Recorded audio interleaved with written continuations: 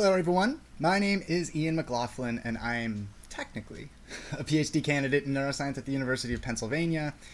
And I've studied the neurobiology of anxiety and addiction, working to map out which of our approximately 86 billion neurons are the culprits underlying why it may be that some folks are predisposed to addiction, or at least which of them may govern the anxiety we feel when we're like walking down an unfamiliar street, or when walking to a party, or where we barely know anybody at the party, or give a talk in front of a bunch of people who are watching us, or when we debate whether we should or shouldn't ask our crush out on a date. So I say technically because my dissertation has been accepted, and I'm going to graduate later this month. Woo! And I'd be remiss if I didn't show off this shirt that my wife gave me the night I learned that my thesis committee all signed off on my dissertation. Oh, I don't know if you're going to be able to see it. It's kind of like low. But dissertation defended. Woo! By the way, for anybody that's not familiar, a thesis committee is like the panel of senior scientists who is responsible for reviewing a PhD candidate's dissertation and research and deciding whether they've successfully earned a PhD. Also, by the way, a dissertation is like the main document that someone working towards a PhD writes after concluding all of their classes and their research, and depending on the field, it can take anywhere between 4 and 8 years to complete.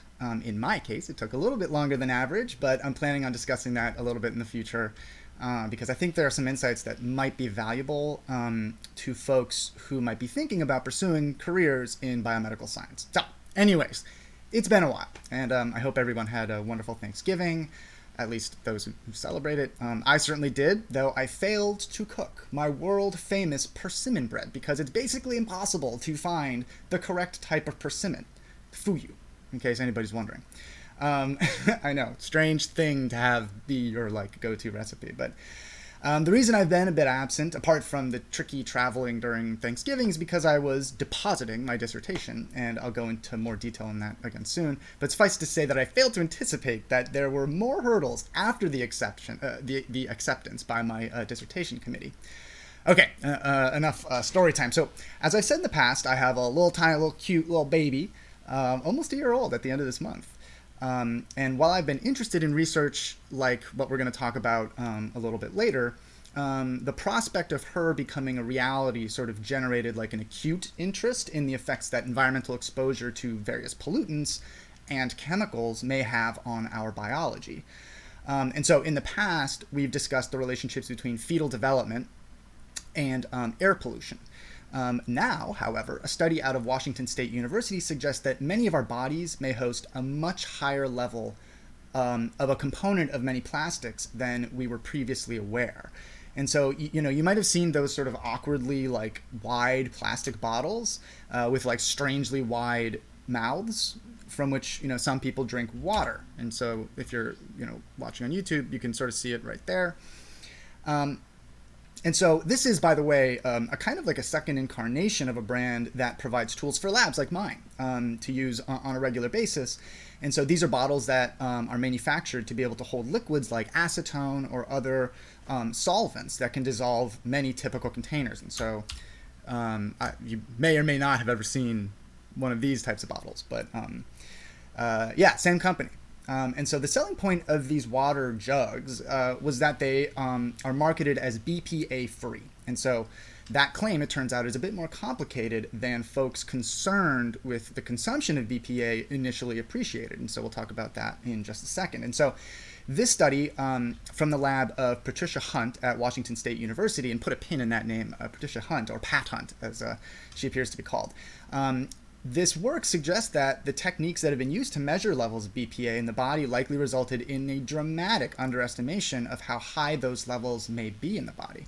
So BPA, by the way, it stands for bisphenol A. And so it's a chemical that's used in the production of plastics that's been used for decades. And by plastics, I mean the containers that we use to hold food and drinks and probably other things that we like consume and eat every day, like bottled water, for example, microwavable meals.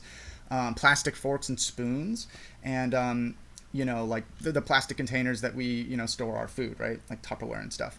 And so BPA is produced at approximately 9 million tons per year. And so studies have shown that it can interact with a variety of our biological signaling pathways, and most notably, I'm talking about endocrine or hormone pathways. And so in particular, we're talking about like estrogen, androgens, testosterone, and thyroid signaling pathways, each of which plays a very significant role in regulating male and female development. And so in the 1950s, BPA was one of the early epoxy resins. And so companies like Bayer and General Electric found that they could use it to generate a hard plastic called polycarbonate. And so this resulted in this massive proliferation of BPA-containing products, including, the water bottles and plastic, products that I mentioned earlier, but also like canned foods and sippy cups. Sippy cups are like the little water bottles or fluid bottles that babies will sip from. And so the study from Hunt's lab suggests that we may have been underestimating exposure to BPA by up to 44 times. And so, as Pat Hunt says, this study raises serious concerns about whether we've been careful enough about the safety of this chemical. And so the research focused on developing more accurate approaches to measuring how much BPA we may be absorbing. And so it turns out, and I was unaware of this, that the methods of measuring human exposure to BPA rely on pretty indirect indicators. And so ultimately, this has resulted in a lack of corroborative studies performed by different groups regarding the effects of exposure to BPA in animal models. And so in particular, like experimental studies performed by, basic scientists like me, for example, weren't corroborated by the sort of traditional regulatory guideline studies that were performed to identify the toxicity of BPA.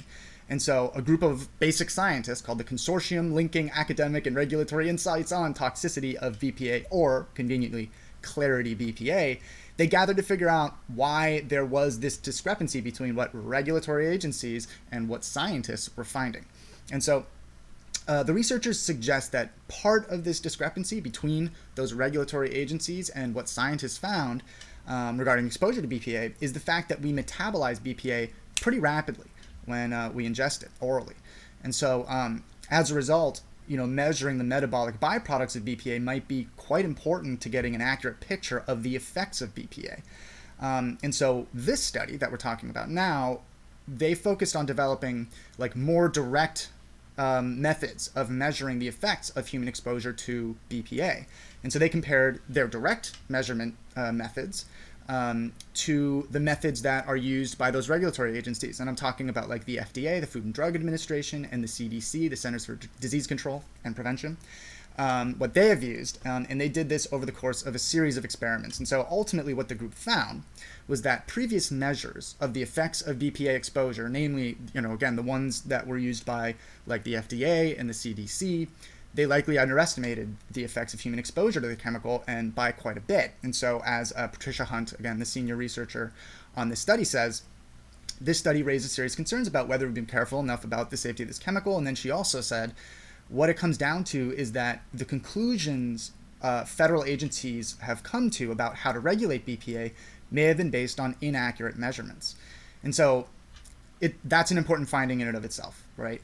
Important enough to be published in a highly regarded medical journal, JAMA, I believe. Oh no, The Lancet, I think. But as Roy Genera, I'm not quite sure if that's how you pronounce his last name, but he's an assistant professor at the University of California at San Francisco, or UCSF, and he's a co-author of this research. He says BPA is still being measured indirectly through NHANES.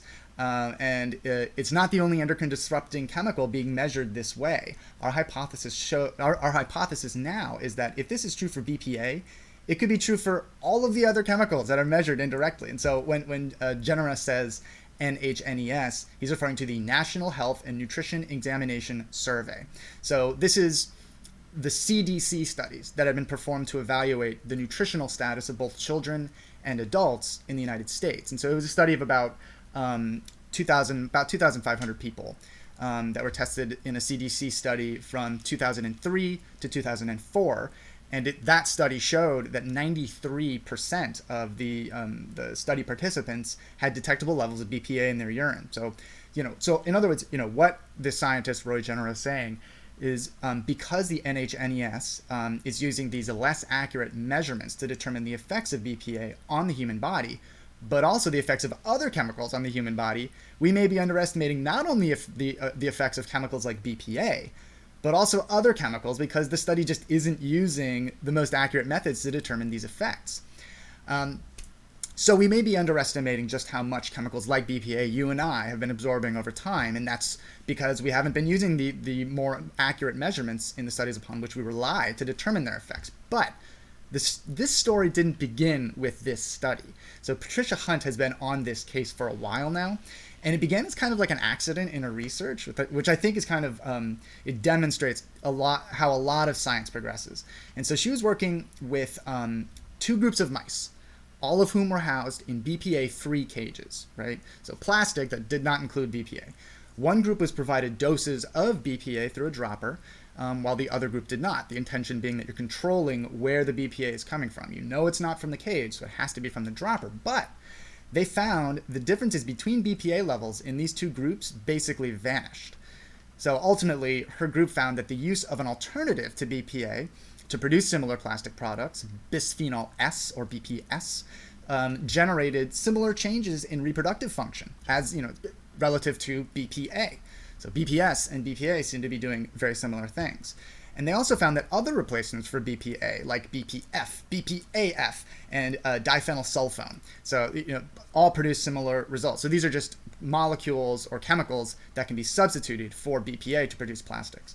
And that there may be effects that persist for several generations following initial exposure. In other words, it's not just me and you, it's our kids, their kids, their kids. And so in addition to being just sort of like generally freaky, conducting effective science regarding the effects of this family of chemicals, involved in the production of plastics is becoming next to impossible to conduct. And so, as Patricia Hunt says, it's now becoming almost impossible to run experiments without contamination. And it's not that I live under my own black cloud. It's that I have a super sensitive system. A germline is like the canary in the coal mine. As soon as something hits, we see it. Other investigators in my facility don't see it. But it doesn't mean that it doesn't impact their research. And so BPA has become so ubiquitous that we almost all certainly have it in our bodies. And it may very well be at levels that are significantly higher than even early freaky estimates suggested. However, I brought up Nalgene, these bottles, for a reason. And so due to these indications that BPA may present some substantial health concerns, these studies produced a proliferation of BPA-free products, right? So the products were, created that included alternatives to BPA like BPS, BPZ, BPP, and so on. It's like a family of chemicals that's all very similar that can be used in similar ways, and so you can substitute some of them for BPA and get, comparable products. So, but importantly, Hunt's team found that these other alternatives to BPA also have deleterious effects on health, or at least some effect on health, specifically reproductive health and hormonal health. And so, importantly, in science, Hunt's group isn't the only one to find biological effects of BPA alternatives. And so an article in National Geographic highlights a potential bright side, though I feel like it's a little bit of a dim bright side. So as Hunt says, the good news is if you eliminate all of these things from the face of the world, we could go back, right? So she's referring to the fact that once mice stopped being administered BPA alternatives, male mice returned to normal in 4 generations. So, what can we do to limit our exposure, right? It's probably unrealistic that we're just going to wipe BPA from the face of the earth. So Leonardo Trasande, I'm again, forgive me for mispronouncing that last name, and he's the director of the Division of Environmental Pediatrics at NYU Langone Health. It's one of the great medical schools. And he was not involved in this research. He suggests the following. 1, don't use plastics with recycling numbers 3, 6, and 7, all of which contain these relevant chemicals. 2, don't put plastics in dishwashers or microwaves. 3, throw away plastic if it looks shoddy or scratched up. And then the last is use glass or steel containers instead of lined aluminum cans whenever you can. I'm sure there's other things that you can do as well, but those are the ones that he recommended. And so as much as my wife and I endeavored to limit our exposure to these chemicals, and particularly her exposure when she became pregnant, it goes without saying that both of us have been highly exposed to these chemicals from our infanthood on into adulthood. And we almost certainly could have done a better job of limiting her exposure while she was pregnant. But, some of the things we did, just, some additional tips, right, were to replace as much Tupperware with glass containers, right? So you can get like things like containers that are made out of glass that look and function just like Tupperware, like the plastic Tupperware, a little bit more expensive, a little bit more fragile because you can't just like throw it on the ground or whatever. But at least then you're using glass rather than these plastics. I also got her glass water bottles to use instead of like plastic cups or plastic, bottles. And, she only used silverware to eat, no plasticware. And when we were eating leftovers or ordered food, we never microwaved the food in the plastic containers in which they typically arrived. And so despite that, I'm sure both my wife and I likely harbor substantial levels of BPA, as well as its alternatives. And despite our best efforts, I'm sure my daughter does as well. So what should we do? One simple thing we could do would be to have governments regulate the use of chemicals by class, by families of chemicals, rather than one by one, right? So in other words, instead of regulating just the use of BPA, regulate the use of BPA as well as its alternatives for the use in products involved in at least like the consumption of food and beverages. So, further, the FDA and CDC tests may be enriched by these studies. Now, as always in science, these results need to be corroborated by other groups. But at this point, the science is pretty compelling. And, at least in my mind, for my daughter's generation and the children of her generation, the earlier the better. All right. That's what I had prepared for discussion today. So let's start the live half. Okay. Oh, wait. Oh, hi. Hey, what's up, new app? Good to see you here. And good to see you, Joy. Plastic is edible. Why? That's racist for plastic. Plastic have feeling, I would scrutinize that claim a little bit further, but I know you're just kidding around. Before I do that, we do this. Yes. All right. Hello, everyone. My name is Ian McLaughlin, and I am a PhD candidate, technically, at the University of Pennsylvania in neuroscience. And I say technically because I'm going to graduate at the end of this month. I will no longer be able to call myself a PhD candidate. I will be a PhD. And I just talked about just how safe plastic water bottles are, even those plastic water bottles that are manufactured to be BPA-free, right? Like those big, wide, sort of awkward, like jugs that people oftentimes use over their concern that they're being exposed to BPA. So I talked about that on YouTube. It's still kind of tough to find my channel on YouTube, but if you type in like, Ian McLaughlin Brain or Ian Anthropoid Brain or something like that, you should be able to find it. Can I ask a question quick? Of course. I'll do my best. So, yeah, I hope everybody had a lovely Thanksgiving, or at least those of you who celebrated. I certainly did. Hi, can I count chickens yet? Yes, I think we can officially begin counting chickens. I will graduate at the end of this month, unless some, an asteroid hits the Earth, or they find out that they actually never meant to admit me to into the graduate program in the first place. I will be graduating at the end of this month. Hello. Hey, Leonardos. Good to see you. All right. Am I blind? Well, I can't tell you for sure whether or not you're blind. I suspect you're not, though. Call in. Yes, everybody is welcome to call in. And somebody is doing so as we speak. Okay. It's always a little bit of a risk when somebody calls in, so we'll see how this goes. All right. You are on. So what's your name and where are you calling from? My name is let's just say my name is Roger, and I'm calling from California. Roger from California. Awesome. What's on your mind? Okay, I've been watching you for a couple months. Very interesting stuff. Thank you. I know you're not a doctor. You're not my doctor, and you cannot give me advice. But if somebody has been on benzodiazepines for a decade, right, at very high doses, say 8 milligrams of Xanax a day, and then they titrate down to 1.5 milligrams of clonazepam a day total, and they're at a point where the doctors only want to give 1 milligram, but it's just not enough. And my body is not, it's not rebounding. I don't know if you know what I mean. Opposed to when I take a higher dose, on myself, and I feel like I'm constantly living in a state of shock and fight or flight mode constantly. Yeah. What advice or any supplements or what would you suggest? Is there anything you can suggest? Because with the opioids and all that, doctors don't want to give it anymore, and they put these people on such high doses, and then they have to deal with the after effects. Yeah. And there's not much help there. Yeah. So, listen, I mean, Roger, I know that is one of the most difficult situations to confront pharmacologically, certainly from the patient's perspective, right? And a decade of the use of any drug, any psychoactive drug, and particularly benzodiazepines, is non-trivial. That is no joke. Your body has definitely become accustomed to the regular presence of these molecules. And just so everybody's on the same page, we're talking about benzodiazepines. And so, you might be familiar with Xanax or Klonopin. That's alprazolam, clonazepam. And usually you can identify a benzodiazepine if it ends in PAM, lorazepam, right? And so and I'm glad that you mentioned that I'm not a physician, but we can talk about from the perspective.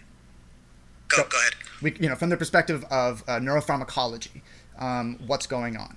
So Right, I want to ask you also about it's been a year since I've titrated all the way down, and trying to exercise everything I can, and will my body ever get back to homeostasis? Yeah. Well, the short answer to that topic is yes. It is absolutely possible.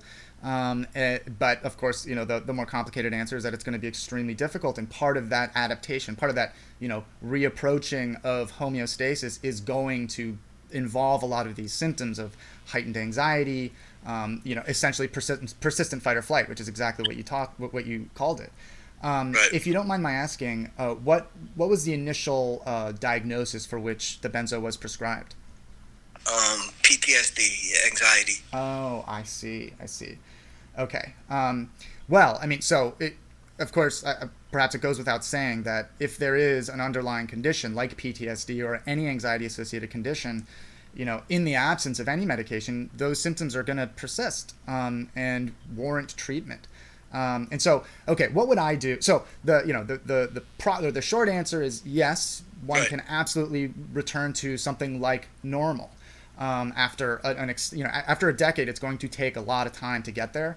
But the reality is, if one is diagnosed with PTSD or generalized anxiety disorder, whatever it is, what normal is a state of heightened anxiety. And so if I were in a position like what you described, I would talk to my doctor and first of all raise your concerns that perhaps the dose is titrated a little bit too rapidly, or just what's going on right now is not working for you. And there are other medications that are not benzodiazepines that can help to alleviate some of not only the withdrawal symptoms, but also can help to treat some underlying anxiety that they could at least prescribe to help you mitigate the suffering that you're experiencing right now. Yeah, I'm taking propranolol. Propranolol, yeah, exactly. So, there are other, like clozapine can be helpful for some people, particularly those who are going through opioid withdrawals. Okay. But like another thing is, and I don't know if this describes you accurately, but a lot of people in a position like yours, whether the benzodiazepines were prescribed or whether they were used recreationally, will oftentimes turn to alcohol. Because there is a kind of a shared pharmacology between benzodiazepines and alcohol does reduce anxiety in the short term. I started doing. You started doing what? I'm sorry. Are you still there? No, I started turning to alcohol. When the dose got too. Yeah, Yes. exactly. And so the problem now, no judgment from me at all. Completely rational, understandable. No, I know you can't. I know you can't mix the two. I know. No, it's not the mixing. I mean, yes, you shouldn't mix them. You're absolutely right. But as you're titrating your dose of benzodiazepines down, if you then introduce alcohol, that's going to complicate your brain reapproaching homeostasis because of that shared pharmacology. Is almost like you're sort of taking a little bit of a different benzodiazepine while you're trying to titrate yourself down from benzodiazepines. Do you see what I'm saying? So it's not only counterproductive. Let me interrupt you. What I meant Sure. was I started doing that was I did it for about a month, Okay. about 7 months ago, and never did it again. Oh, okay. Well, then that's great. You know, it's also relevant to other folks who share at least some of your situation that, you know, oftentimes I think we categorize these drugs in completely different categories when in reality they share some features. But listen, you know, Roger, you know, I feel for you, man, and hang in there, but I would definitely bring this up with your physician. There's no reason that they should just be completely obstinate and provide no additional assistance for you, particularly if you have a diagnosis of PTSD. You can ask for, you know, a referral to a specialist, to you know, a different psychologist, a second opinion. There are definitely alternatives out there. And you're clearly making a good faith effort in trying to wean off these medications. And, you know, there's no good reason that a physician wouldn't be able to offer you some assistance there. Yeah, okay, thank you. Last question is, quick question.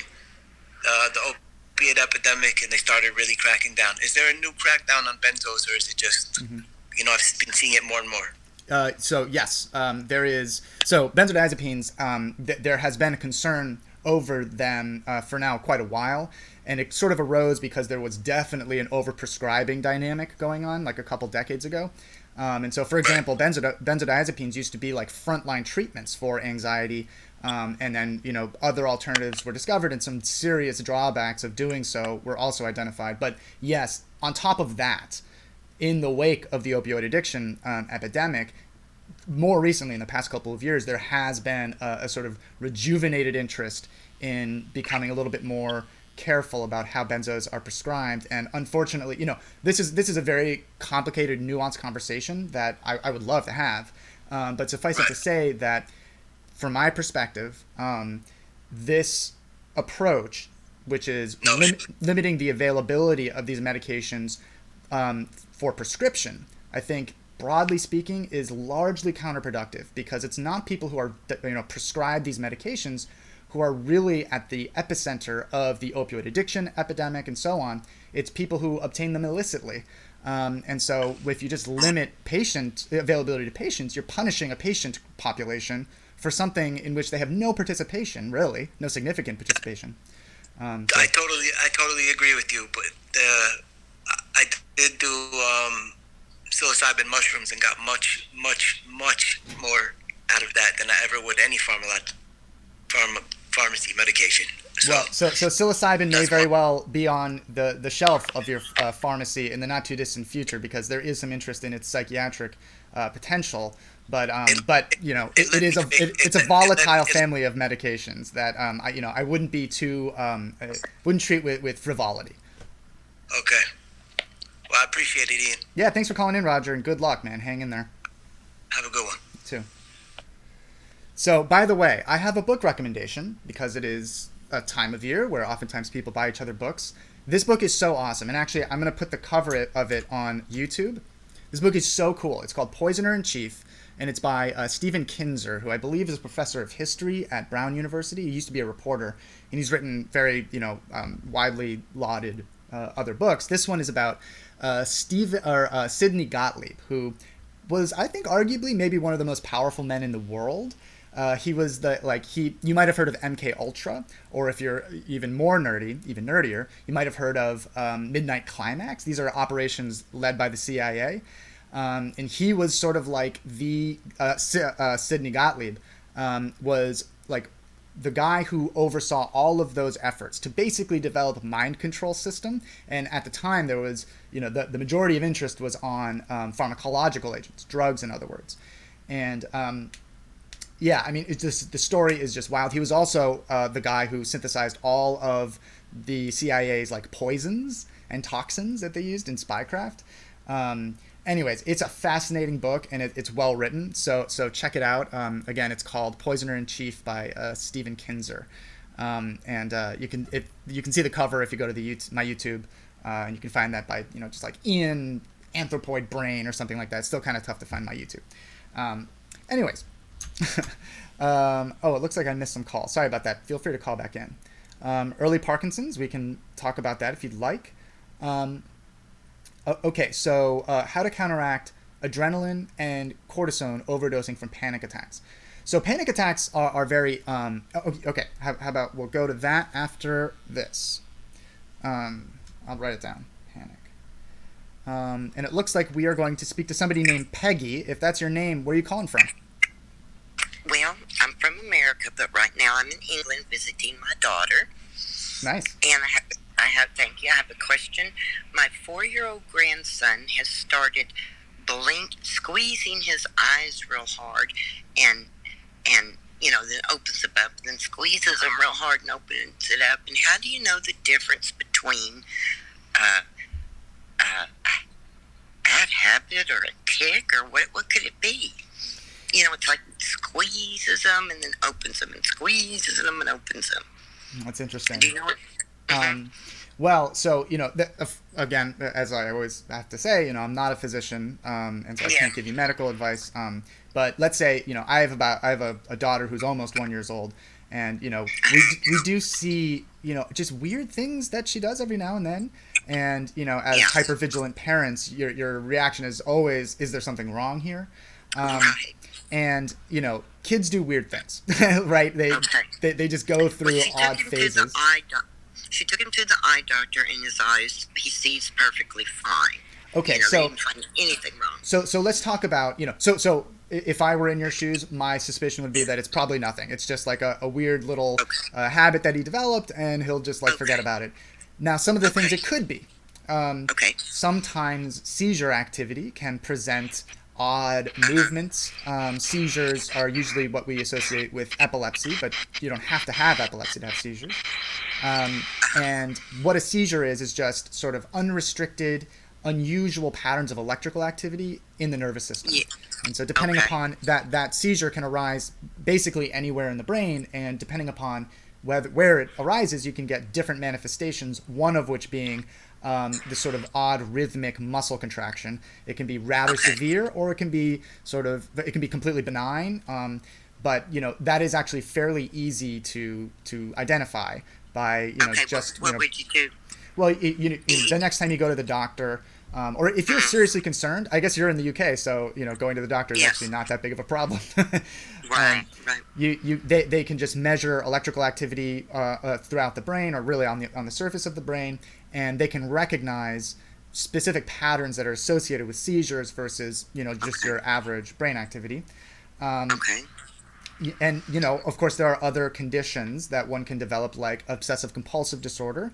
That can be associated with various tics, and in more specifically, particularly when it's like a very limited, tic, Tourette's syndrome can be associated with tics. And I think most people, when they hear Tourette's syndrome, they think of, the uncontrolled, yelping of obscenities. And that is a one form of Tourette's, but actually motor tics, involuntary motor activity, and they're usually very simple movements, like, like recurrent eyebrow movements, for example, recurrent blinking. That can be Tourette's syndrome as well. It's a little bit more difficult to diagnose than, whether or not it's a seizure, but it could be one of those things. So, if I were in your shoes as, somebody who's just about finished with my PhD in neuroscience, and my daughter started doing this, I would just keep track of it. If it's just continuous, if it just sort of arose out of nowhere, and it's not happening like every hour, it's not happening super regularly, just every now and then, I would just keep an eye on it and, just sort of, get a sense of whether or not the frequency is increasing. And then, after a bit of time has gone by, particularly if you happen to be going to the doctor for a vaccine or a checkup, just bring it up, and just say like, hey, I know it's kind of weird, but I noticed that my son is doing this thing, or my grandson, I guess in your case. And then, take it from there. But by all... Are tics something you can grow out of? Are tics something you could grow out of? So it totally depends upon the etiology. It totally depends on what's producing those tics. Generally speaking, again, I think my first reaction would be this is just one of those benign things that kids just go through and do. Like my daughter has done similar things. But if it's Tourette's syndrome, there are treatments. One can the sort of the severity of the tics sort of waxes and wanes with Tourette syndrome. And of course, if it's epilepsy, there's some interesting dynamics developmentally. Yes, people can grow out of epilepsy. But, by almost my assumption would be that this is something that he's going to grow out of naturally because he'll move on to some new hobby, some new odd, Well, he mainly does it when he's sitting still, not when he's moving around playing. It's usually when he's calm. That's interesting. I mean, yeah, that could certainly be a meaningful dynamic there. But, apart from, what we've talked about so far, I appreciate very much. Yeah, I would just bring it up with a physician the next time you're at the doctor's office. Well, thanks for calling in, Peggy. I appreciate it. Thank you. Oh, Of course. That's great. Good job, Ian. All right. Do you believe the first brain transplant will be a success? Well, do I think the first brain transplant will be a success? No. So I assume you're referring to the sort of the hubbub that arose over an Italian neurosurgeon named Sergio Canavero, who I think in like 2016 or 2017, he claimed he was going to be able to do it within the year. I don't know if you've noticed, but no such brain transplant has occurred. He's really talking about a head transplant. The next year, he teamed up with a group of Chinese neurosurgeons, large team of surgeons, and they claimed that they were going to be able to take care of it or complete it within the year, and they even had a bunch of volunteers, and clearly it hasn't happened. And the whole head transplant thing is sort of a macabre, but also interesting aspect of biomedical science. So there have been studies that have been performed in the past where there have been head transplants between dogs or head implants between rats. And if you go deep enough into my Twitter feed, you'll find some of the pictures from those studies. And there is definitely a gruesome sort of Frankenstein-like component to these studies. And I'm not entirely sure how, fruitful they will be. And of course, there's a tremendous, there's just a myriad, a cornucopia of ethical considerations that we'll have to confront if it is ever successful. And there's no reason to believe that it's completely impossible, right? So, my skepticism doesn't arise from an assumption that it's just impossible to transplant a head or a brain. It's just that I am highly skeptical that neurology and neurosurgery is nearly sophisticated enough to compensate or to accommodate all of the various systems that need to be associated between the central nervous system and the brain and the rest of the central nervous system and the spinal cord, or other physiological peripheral aspects of our biology that are completely necessary for it to be successful. Beyond that, the procedure itself, we don't really know what the conscious experience of it would be. I mean, it could just be that you're, basically imprisoning somebody into, in a state of constant pain and terror, right? By the way, part of the procedure is to super cool the head, make it so cold, understandably, because you want to slow down chemical reactions as much as possible.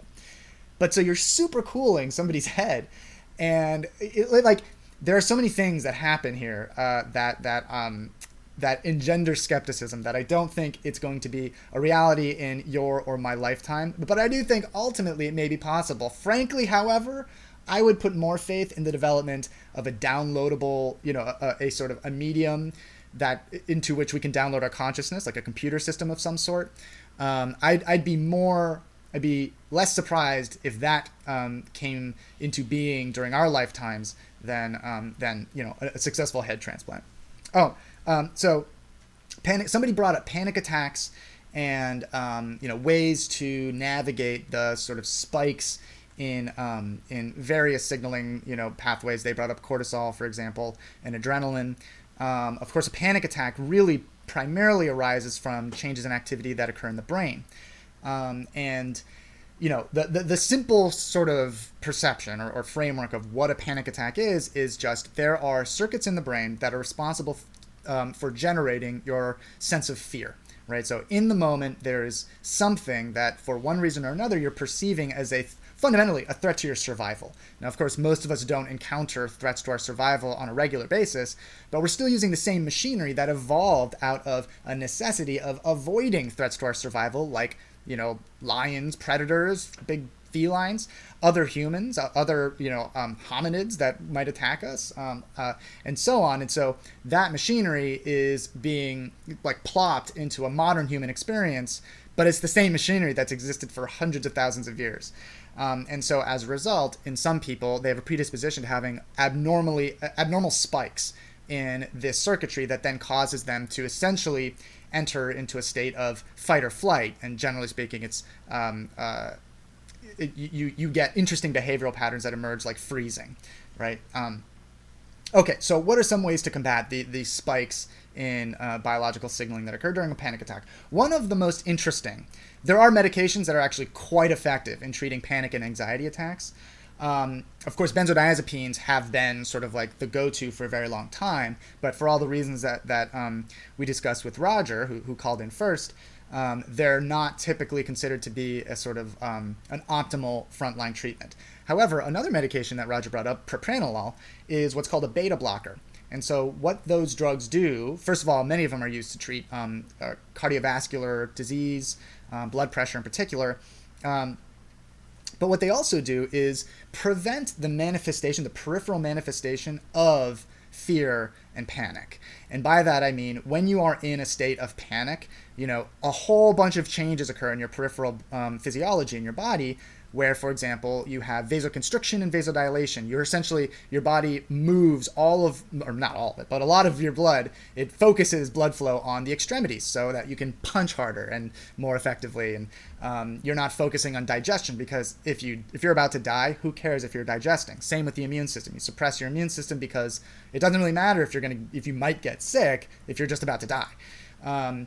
And so part of how that happens is via the adrenergic or adrenaline signaling system in the periphery, and beta blockers help to sort of attenuate that. So you can still experience fear and some panic, but you don't get all of the sort of like confirmations that you're in a state of panic, right? You're not going to sweat nearly as much, and you won't get that sort of like that you won't be able to like feel your heartbeat, your cardiovascular rhythm rise, and so there are medications like those that we just discussed that can help to mitigate a panic attack or prevent them, and it is worthwhile, particularly if somebody has like a panic disorder. That can be a very debilitating condition, and so it's absolutely something to bring up with physicians. I'm trying to get in every week. Sorry, my name is Marcus. Did you just call in? Are you calling in now? Somebody is calling in. Oh, it's Scott. Get out of here. Scott's calling. So Scott, I know your name. Do you want to share from where you're calling? Yeah, I live in Cleveland, a suburb here, but that's Scott in Cleveland. So what's on your mind today, man? So, hello again, by the way. Hopefully you're enjoying the beer. Or you already have that one I brought. Whatever. I'm sorry, I forgot. Just blanking. You said something talking about having a panic attack. Yeah. Right. So the thought I had, if this sounds kind of disjointed, I apologize. It's just kind of flown out of my mouth as I'm thinking it.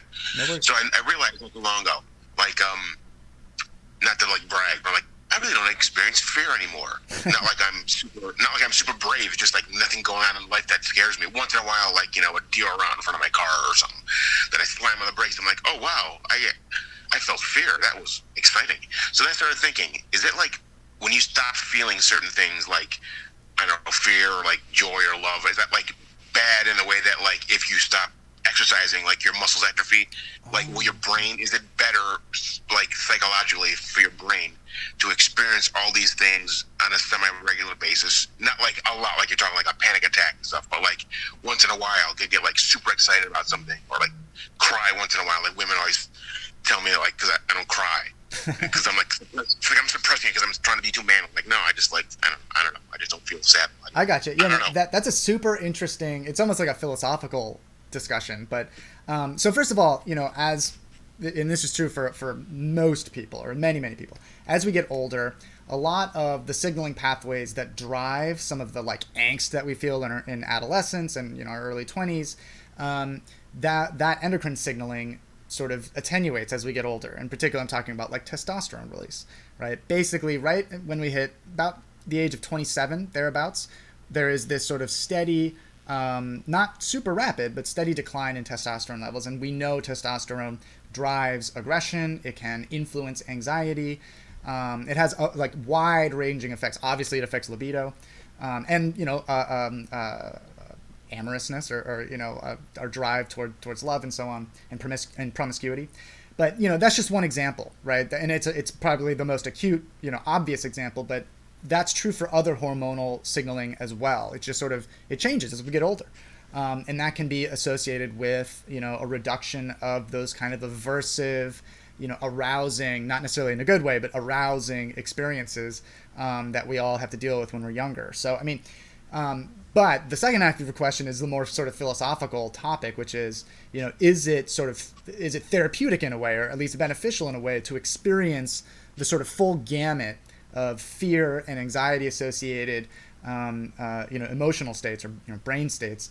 I can't tell you for sure, right? This is just complete speculation, and we're sort of like playing around here. But like, I would suspect yes, that they're we experience them because they were adaptive during evolution, and they're certainly adaptive. At least components of them are adaptive in modern human experience as well. Like for example, prompting you to study for a test, or prompting you to, not drink too much before you drive, or not drink at all before you drive, or not do heroin. Your sense of potential negative outcomes is at least in part determined by your experience of, and past experience of, anxiety, sadness, depression, and fear. And so now, would they atrophy? And essentially is what you're talking about. Like if you don't go to the gym, your muscles begin to atrophy, and you're just not as strong, right? I don't know that they would atrophy in the same way. My suspicion is that there's probably just a sort of a hardwired, almost permanent circuitry in our brain that will not go away, but just won't be as sort of hair trigger if you're not experiencing those moods as frequently. But again, I'm really just like speculating here. Okay, cool. Thanks, because I was just thinking, I don't know if it's good or bad, but like the only time I feel some of these things is when I'm watching a movie and I like get into like, oh my god, everyone's gonna die, or oh, it's so exciting, or like I have one tear roll down my cheek when something sad happens, but like not in real life, just in the movie. So like I know that happens a lot, or just me. It's interesting. I have a friend who I think did his master's in philosophy in the UK. And there was one time we were talking about like why we even like to watch movies, and he was like, I think that watching movies is basically rehearsing emotional experiences, which is kind of sort of an interesting way to put it. But anyways, awesome to talk to you, Scott. Hope all is well, and hope to talk to you soon. Awesome. Take care. Take it easy. Yep. All right. So what's happening to my brain when I'm trying to remember something? Yeah. So memory is, the brain is very, very complicated, right? And within neuroscience, there are different disciplines, sort of domains of research that that people can devote their entire careers to. And, for example, there's addiction neuroscience, there's sensory neuroscience, and even within sensory neuroscience, there's visual, studying vision, studying, the auditory pathway, or, hearing, and so on. And one of them is memory. So, memory is a giant domain of neuroscience. And the reason for that is that it's extraordinarily complicated, and there are many types of memory. And so what's going on when you're trying to remember like certain aspects, certain kinds of information will be different. So for example, maybe many kids, at least in the US, probably everywhere, or most places, you learn to ride a bike. And it's sort of a laborious process for most of us. You have to fall, you have to figure out how to sort of navigate, negotiate your sort of balance and movement and all that kind of stuff. But eventually it clicks and you get it. And sort of like once you get it, you got it. However, and this happened to me the last time I rode a bike, and I keep in mind, like, I used to ride a bike every single day for a substantial portion of the day. I used to mountain bike in California and in Colorado. And so I'm very familiar with my bike. We are one, or at least we were, until, several months had gone by, and I tried to get on my bike as gracefully as I used to, where you just sort of you push it and you sort of scoop your leg around and then you're moving. And I was like, oh my God, like I almost fell. So, and like the bike sort of like cranked the brakes and everything. It was like a disaster. I didn't fall, but it was very ugly. And but of course I then tried to remember how to ride a bike, and very quickly I was like back in business. But that process of trying to remember a procedural memory, which is what we're talking about, how to ride a bike, how to hit a baseball, how to swing a baseball bat, how to play an instrument, that process is going to be different from when you're trying to remember like an episode of your life, what's called episodic memory, where you're trying to remember, what did I have? What did we talk about the last time, we met at a bar? Or, what did I have for dinner last night? So that process, that effort that you're exerting to try and remember an episodic memory is then also going to be different from declarative memory. Like, when was the Declaration of Independence signed? Or, when did the Civil War begin and end? When was Pearl Harbor bombed? At the beginning of at least America's involvement in World War II. That effort is also different from procedural or episodic. And there are other forms of memory as well. But broadly speaking, it's an extraordinarily complicated process. And I can't tell you specifically what's happening with each of those forms of memory, but it will be different between those forms of memory. The one thing that I can recall as I'm struggling to remember, pseudo-ironically, I guess, is that there are certain parts of the brain that are extraordinarily connected with other parts of the brain, right? So, I'm sure that sort of sounds like it's a meaningless statement, but in some regions, some components of the brain really don't have that many connections with other parts of the brain. Usually, like in some cases, they send information to one other part of the brain, right? It's sort of like it's just a one-on-one conversation. But other parts of the brain receive a ton of information from all throughout the brain. They take that information and then they can send information to a huge variety of other parts of the brain. And so one of those that are hyper-connected is a part of the brain called the anterior cingulate. And I recall a study that sort of showed that due to this connectivity, or at least the hypothesis is that due to this connectivity, it's able to scrutinize incoming cognitive information and scrutinize it for its correctness, right? For its appropriateness in a given situation. And so, that could be one way by which we scan the Rolodex of our memories in search for the correct one. And ultimately we can arrive at the right answer after some time, after some scrutiny has occurred. Oh man, there's a lot of comments on YouTube. Oh, but it's just a couple people. Okay. Corpus callosum. We can talk about the corpus callosum if you like. It's actually a pretty cool brain region. So if you ever see like a slice of the brain, as we all do day to day, there is this sort of white strip. So I'm talking about a coronal slice. There is this sort of white strip that looks kind of like what you would draw like seagulls when you were a kid. And what it is, it's this extraordinarily dense network of fibers that connect the two hemispheres of the brain. We have a sort of a symmetrical brain, almost symmetrical. The differences, however, are very intriguing between the hemispheres. But part of what the corpus callosum does is it grants access to the other hemisphere of the brain, so that there is there's like crosstalk. There's collaboration between the hemispheres. I actually study an anatomical structure that is quite proximal to the corpus callosum. Can brain dead people become politicians? Well, not brain dead. So brain dead suggests that there's absolutely no higher order, no electrophysiological activity in the brain. So folks in that state, generally speaking, can't do much of anything. However, there's certainly no requirement that one be particularly intelligent to become a politician. And I'm sure while there are not many things that people on different sides of the aisle agree on these days, I bet that is a bipartisan belief that both Republicans and Democrats believe that, you don't necessarily have to be the most intelligent person to become a politician. Am I the only one that sees an alien image in the center of a brain scan? An alien image in the center of a brain scan. Well, so what you might be describing is a phenomenon in human consciousness called pareidolia.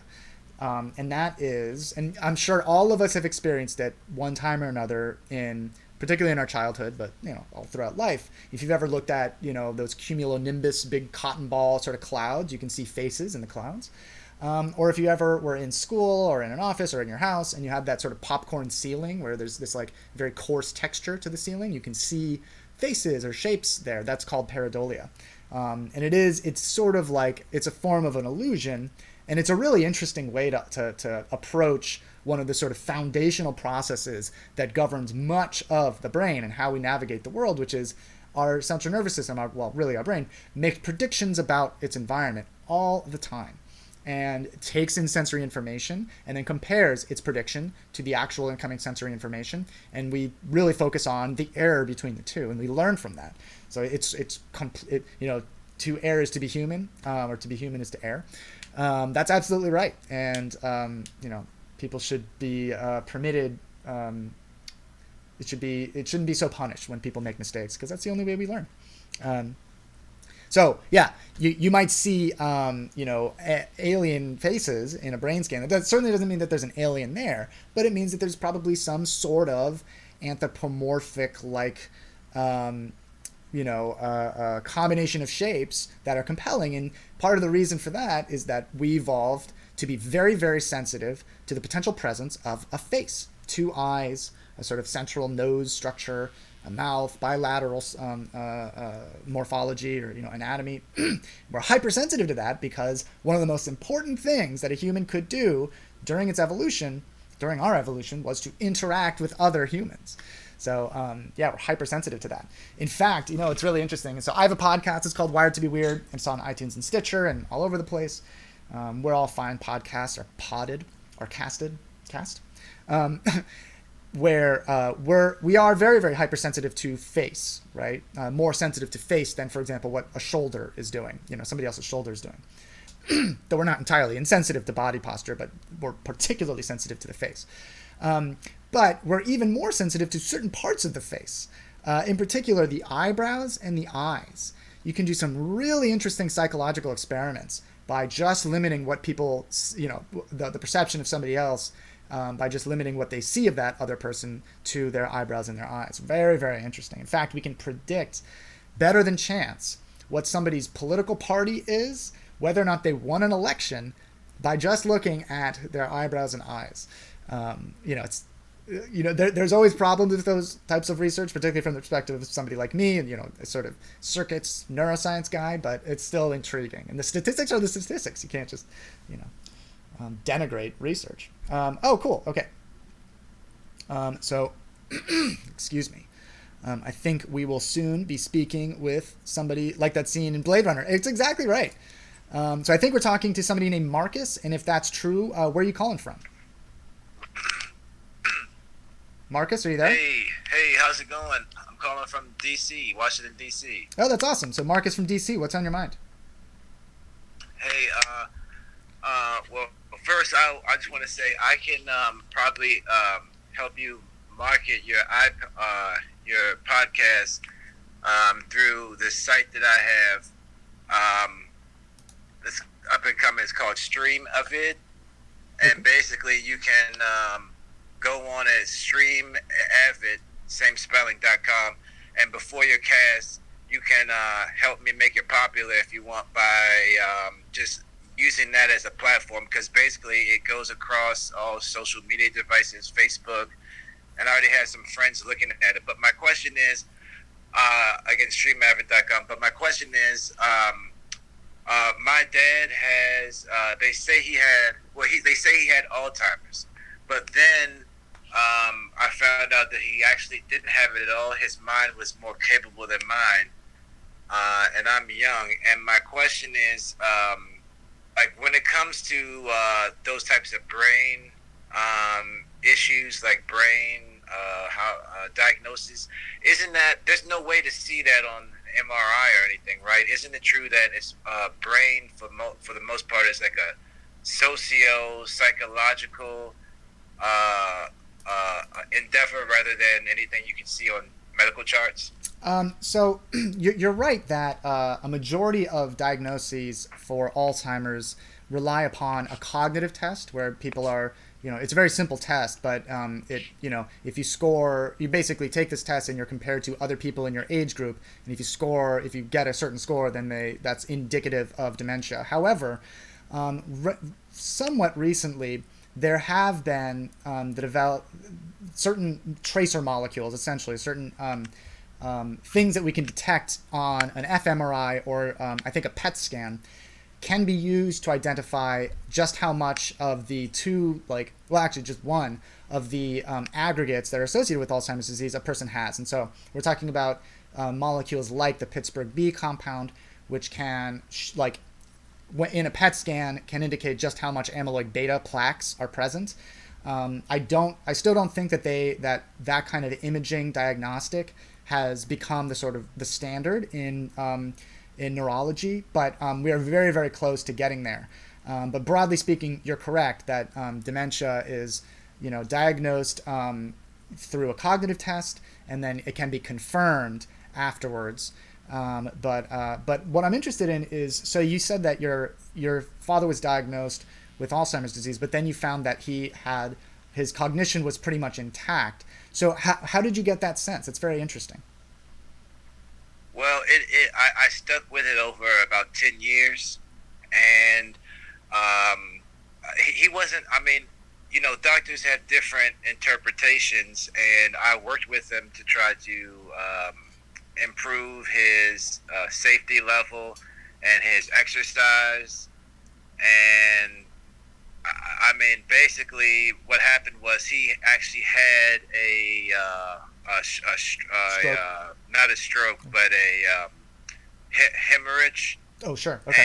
And I took him to the I took him to the brain surgeon because he was getting evaluated right before he did the MRIs, because he was complaining about headaches. Mm-hmm. And when I took him to the head doctor, I think you call him the brain surgeon, he just outright said, he said, "I know that your memory's intact." Like, he was basically telling my dad that you're pretending to be like you don't have a memory, but that's not even you're not even doing it right.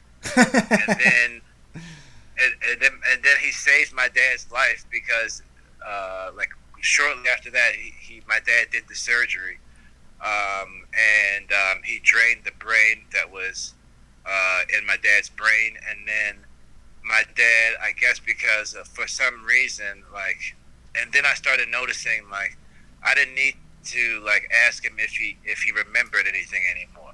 And I actually found that he was using that as an excuse to kind of manipulate me. Oh, I see. So it may have been an issue of senioritis or whatever you call that. That's very interesting. Yeah, so a hemorrhage sort of is one of the ways that one can have a stroke, a hemorrhagic stroke. And strokes are very, very interesting. They are there's a lot of variability in how severe they are, and just how much a person can recover from a stroke, depending upon where the stroke occurs or where the brain hemorrhage occurs. And so what can happen is that a person experiences the damage, right? Experiences the hemorrhage, and acutely there is a recovery period, right? And so, somebody can have, severe deficits of their memory, and then as time goes on, they can recover from that. So it could very well be the case that he wasn't completely pretending, but he sort of became accustomed to, being sort of treated as somebody, dealing with an injury like that, and then he recovered. That's very interesting. And those situations are, of course, very, very difficult to know with certainty. But a hemorrhage in the brain is a very, very severe injury, and generally speaking, it's people oftentimes are not pretending. Oftentimes you can also part of the recovery from these injuries is developing sort of compensatory strategies. In other words, okay, let's say, it's very, very difficult for you to remember, people's names, right? For whatever reason, for specifically the hemorrhage or the ischemic, stroke occurs in a part of the brain that is sort of most devoted to remembering things like names, then you just develop a habit of writing people's names down right after you meet them, and then to an outsider, it's like you're the same exact person. That's just one very specific example, but that is true at multiple levels. So in any case, I get what you're saying. It makes a lot of sense. Can I ask one quick question? Sure, man. Because I don't want to get cut off. Like as far as strokes, there's no way that you can see a stroke on an MRI or any type of X-ray, right? Oh, no, absolutely. Yeah, you can definitely, if you do an MRI, depending upon the severity, that's just how severe the stroke was, you can definitely see a stroke in neuroimaging. Yeah. Oh, okay. How do you see it? Based on like what, blood in the brain, or? Well, so there's different imaging techniques that are used, and generally speaking, a person, if a physician suspects that somebody's had a stroke, they'll sort of escalate in just how powerful and expensive the imaging techniques that are used. So, for example, in the beginning, you can do basically a form of imaging where they can take a picture of your vasculature in your brain, and they can tell if there's some kind of blockage in some of the blood vessels in your brain, because that is one of the most common causes of a stroke. And then if they do, depending on what they see, then you can escalate to a SPECT scan or an MRI or a PET scan, or, a bunch of different imaging platforms. Generally speaking, an MRI, what you'll see is, we tend to know exactly what the brain will usually look like, the anatomy of the brain in an MRI. And what you're using is basically molecules that will tend to move through the brain in predictable, specific ways. In the case of a stroke, if there's an abnormal aggregation of blood, in the case of a hemorrhagic stroke, or if there has been damage as a result of insufficient blood delivery to a part of the brain, you can tell, because the anatomy will be different. The way those molecules that we use to image an MRI, the way they move through the brain have changed. And so you can see, there's this abnormal, what it turns out, what it looks like, is either like a large white area that shouldn't be there, or depending upon how you're doing the MRI, it might be a dark area. But yeah, absolutely. That is sort of like one of the go-to ways to determine whether or not somebody's had a stroke. But listen, Marcus, thanks for calling in, man. I'll be sure to check out that website you brought up, streamavid.com. Hope to talk to you again soon. Thank you, sir. And I'll post one up of this one so that you see what it looks like. That'd be great. Thanks, I appreciate brother. it, man.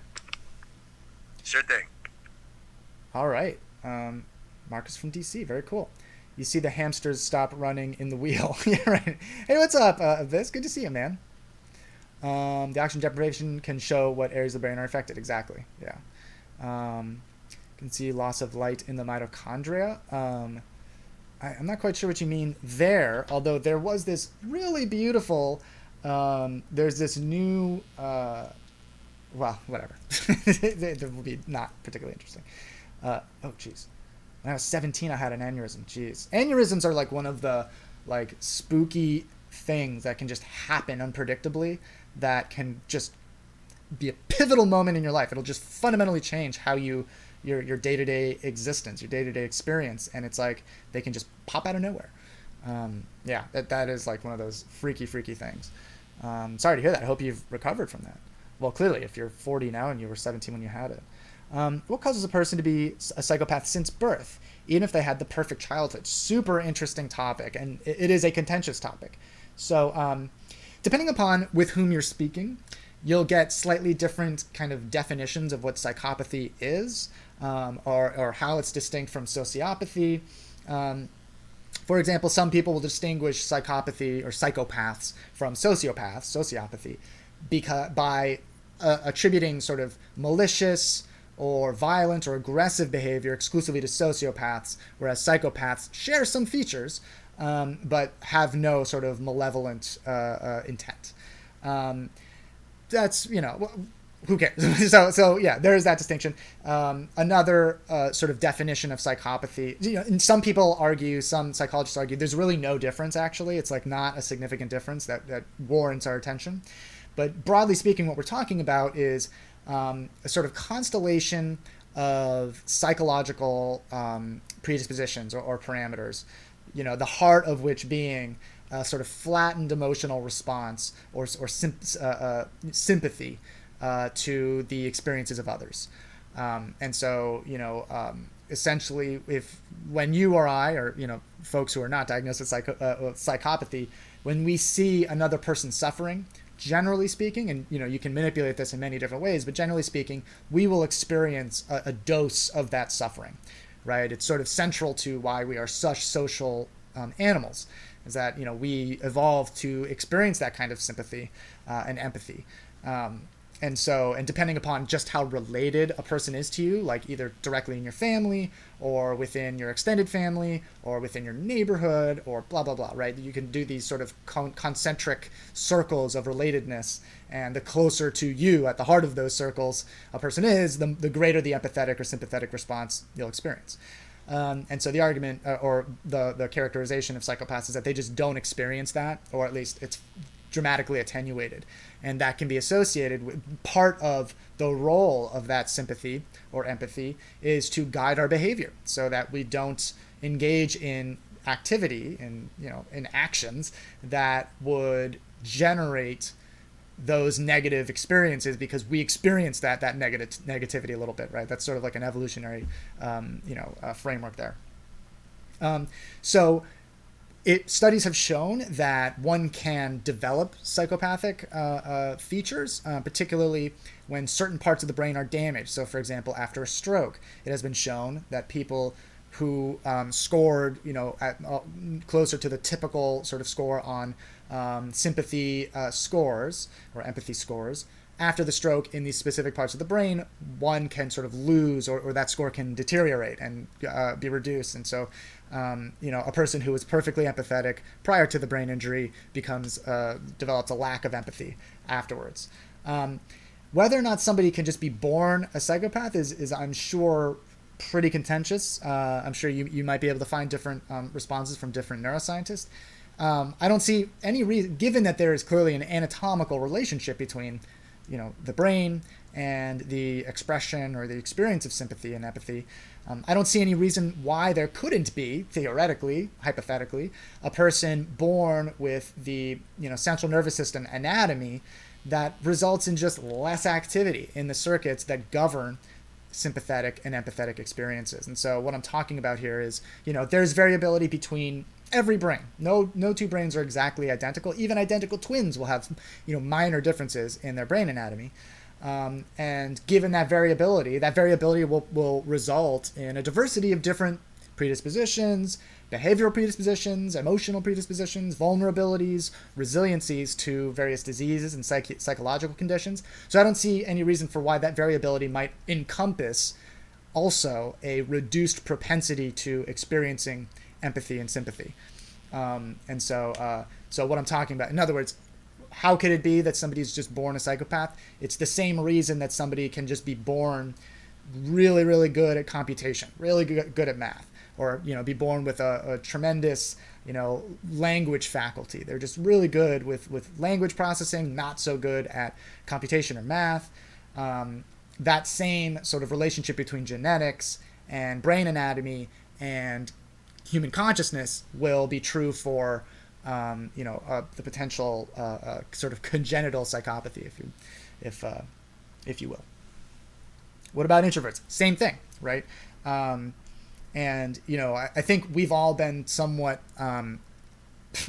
molested or perverted by the Myers-Briggs type indicator, the MBTI or whatever it's called, where you get a score on a scale of introverted, extroverted, perception or feeling versus thinking or something like that.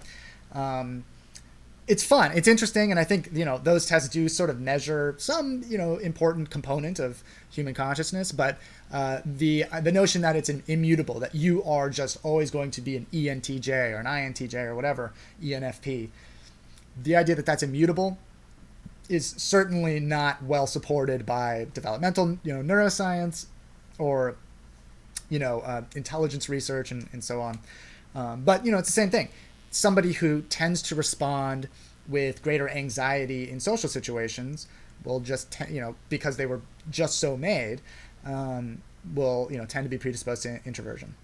All right. How do you explain exorcism in spirit possession? Well, I am no theologist, right? So I approached this very, very interesting topic from the perspective of neuroscience. And we know that for a long time in human history, epilepsy was appreciated as being demonic possession. which is understandable. I mean, talk about epilepsy is something that scientists have and physicians for even longer have studied for a very long time. And, it's tough to imagine an even more severe and overt, conspicuous, incursion into one's agency, into one's, control over their life, right? Particularly when it comes to convulsant epilepsy, or when they have a seizure, they lose the ability to control what their muscles are doing, and then generally speaking will engage in rhythmic contractions. I mean, it looks alarming, particularly if you have no concept, as was the case at the time, no concept of the relationship between brain activity and human behavior. And so, for a long time, a lot of maladies were, understandably so, attributed to some kind of metaphysical, spiritual incursion, right?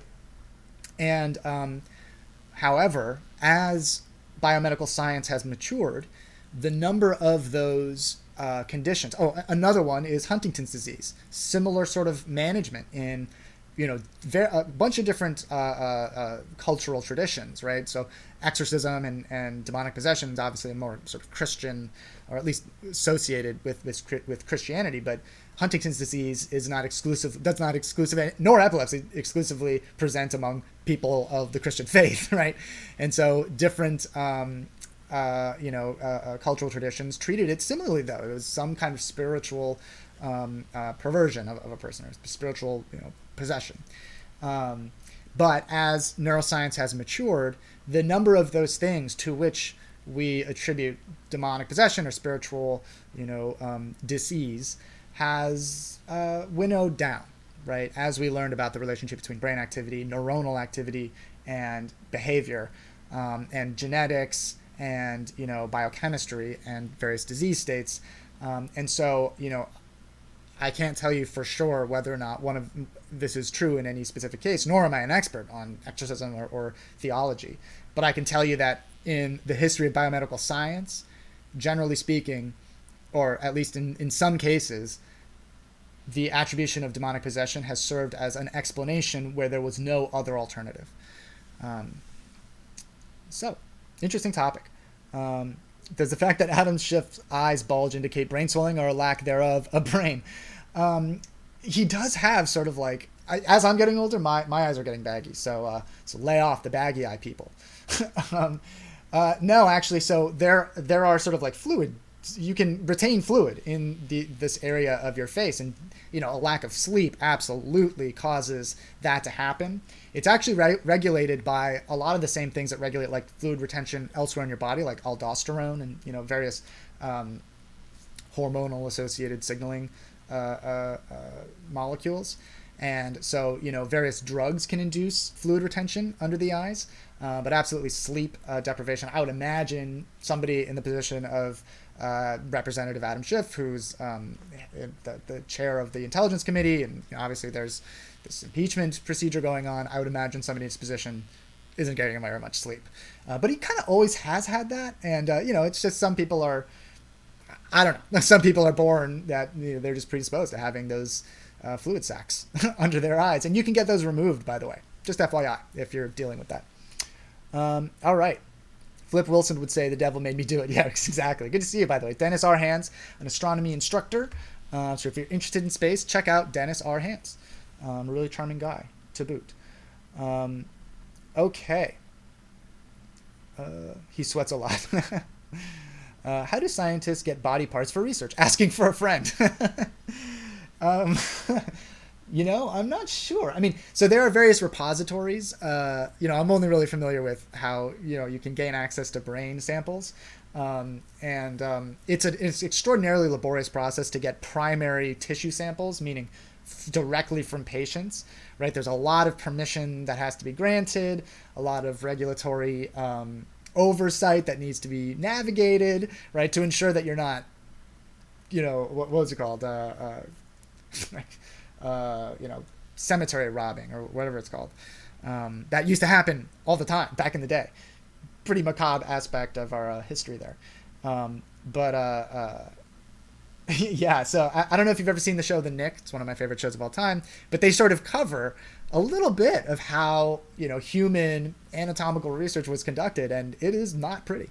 And there are accounts of at least that being true in some cases. But nowadays there are all kinds of repositories of, for example, collections of the brains of people who died and had Alzheimer's disease, or who had certain genetic conditions. And the person has to give permission for that to happen, for that body part to be donated to science. So then various labs or medical schools can go to these repositories and get these samples for the betterment of science, to hopefully in the future reduce human suffering. All right. Weird question, by the way. I am undeclared and they scare me. You are undeclared? Or do you mean... there has been some controversy regarding what can happen if you're an organ donor. I am an organ donor, but that there is a whole kind of black market there that is alarming. But journalists have uncovered at least some of it. Don't be a Democrat. It's good for the brain. Scope is finished. Pretty easy stuff. Could you imagine living your life that way? That partisan politics so entirely and thoroughly governs your day-to-day experience that you reduce everybody to which political party they're a part of. What an unfortunate waste of human consciousness. There's more to life. Don't let politicians kidnap your consciousness. I know people who are in the body farm in Knoxville. I'm not familiar with the body farm. That sounds grave digging. Yeah. I kept wanting to say cradle robbing, but that's not the same thing. Is there a cure for seizures? Yes, absolutely. So there are, I say cure. There are very effective treatments for epilepsy and for seizures. Absolutely. And depending upon the form of epilepsy, the etiology of epilepsy, different treatments will be more or less effective. But yeah, there are plenty of anti-epileptic drugs. Interestingly, by the way, for somebody who is predisposed to seizures, predisposed to epilepsy or diagnosed with epilepsy, certain medications can reduce seizure threshold, meaning make it easier for them to experience a seizure, for the neurons that are so afflicted, right, with that predisposition to generating seizure activity. Certain drugs like, for example, promethazine. Promethazine is a component that is oftentimes included alongside codeine. Unfortunately, a lot of folks, it had been popular for a while, at least when I was in high school. People talked about purple drank. Then I think folks called it scissorp. Now a lot of people call it lean. And lean is the wrong term for it because, I guess it makes you lean, but basically it's a really, really sugary codeine delivery system, where I think the sort of traditional combination is, codeine, cough medicine, essentially codeine with promethazine, poured into some Sprite. And so, the folks are consuming a lot of sugar alongside the, addictive codeine and promethazine. And some people who have epilepsy or, again, are, predisposed to seizure, promethazine can reduce seizure threshold, generating the prospect of seizures. People say the color purple actually helps bring on seizures in patients with grand mal seizures. I've never heard that. There are a lot of exotic and interesting forms of epilepsy. There's no reason, of which I'm aware, to suspect that any specific color is particularly associated with seizures across the board, if you know what I mean. So, I could imagine, hypothetically, a person having the brain architecture that renders them particularly sensitive to one kind of color, when those neurons that are responsible for interpreting color are excited in just the right way, it can cause them to have seizure. I mean, certainly visual stimuli can cause seizure in some people. But that's not necessarily the case. That's certainly not the case across the board. People can experience seizures for a variety of reasons. It is a food dye. Oh, I see. Yeah, that's a little bit more realistic to me. But still, yeah, I'm not familiar with that. Yeah, I mean, there are some really kind of interesting and spooky studies of the biological effects of various dyes that are used in food, like red number 5 or whatever. And one of the things that people will try if their child is diagnosed with ADHD, one of the things that is recommended by some physicians is called an elimination diet, where basically you simplify, because of the relationship between nutrition, diet, and brain activity, if you simplify a person's diet to very, very minimal nutritional components, diversity, and then you slowly add in different things to their diet, you can see if any one of those things brings about the, constellation of symptoms that caused them concern in the first place. And one of the things, there's a study a long time ago now that suggested that it was like red number 5 or one of these food dyes seemed to exacerbate symptoms of ADHD. And it's not, it's not GMOs. GMO, that's a completely different thing. But I don't know that that's actually been widely corroborated, and it's certainly not at the level where, like, be careful for yellow number 7 or whatever it's called, because that causes ADHD. It's not like at that level, but there was this interesting purely correlative finding. And as we all know, correlation does not equal causation. Things can correlate together and not necessarily cause one another. So like the number of iPhones or smartphones has increased as the number of pirates named Blackbeard have significantly decreased. But it's not like the lack of Blackbeard pirates is what has caused the proliferation of smartphones, right? So be wary of correlation, causation mistakes. So no, GMOs are different. So GMO, genetically modified organism, is a broad term that encompasses a lot of different relationships that humans have had with food. It's always worthwhile acknowledging that humans have selectively bred and intervened on the natural evolution of various plants to render them edible. Like corn, ancestral corn was like almost it would be very easy to suspect that had no relationship with corn, ancestral corn, compared to what we eat today. Although I think corn is one of the most useless things that composes our diet. But the same goes for like strawberries, for watermelons, for bananas. Check out what ancestral bananas used to look like. They used to have big seeds. And so we selectively bred these, various plants because we had a sort of symbiotic relationship with them, and they enriched our nutrition, and they are genetically modified organisms. Now, and so, I just think it's worth acknowledging that we've done this for a very, very long time, and basically any produce that you eat today is genetically modified, at least in that way. However, I know that that's being a little bit cheeky. I think most people, when they're concerned about GMOs, are concerned about the sort of direct genetic alteration of organisms, in a lab, essentially, that, doesn't take nearly as much time as selective breeding, and can, very radically change the biology of any given organism. But it's worth noting that there are some legitimate concerns with GMOs, but essentially none of them have to do with their effect on your body. The concerns with GMOs regarding what they do to your body is whether or not the nutritional components of or constituents of a given genetically modified organism have improved or have not, right? In some cases, you can have much, much bigger fruit or much, much bigger produce, but, you're essentially diluting the nutritional benefit of those foods. And so, you end up just consuming way more carbohydrates than you would have otherwise. So that's a concern of GMOs, but you're not going to necessarily get a disease from eating them, apart from potentially diabetes in the specific case we were just discussing.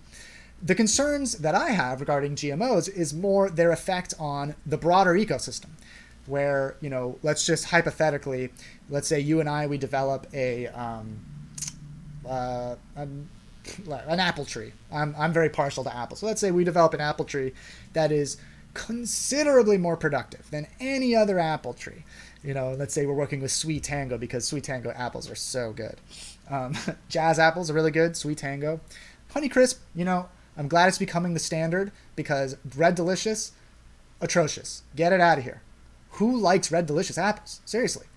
You have so many better options. Anyways, so let's say we develop a Honeycrisp apple tree that is, so productive that we have to actually support its trunk with other, with metal rods to keep it from falling over.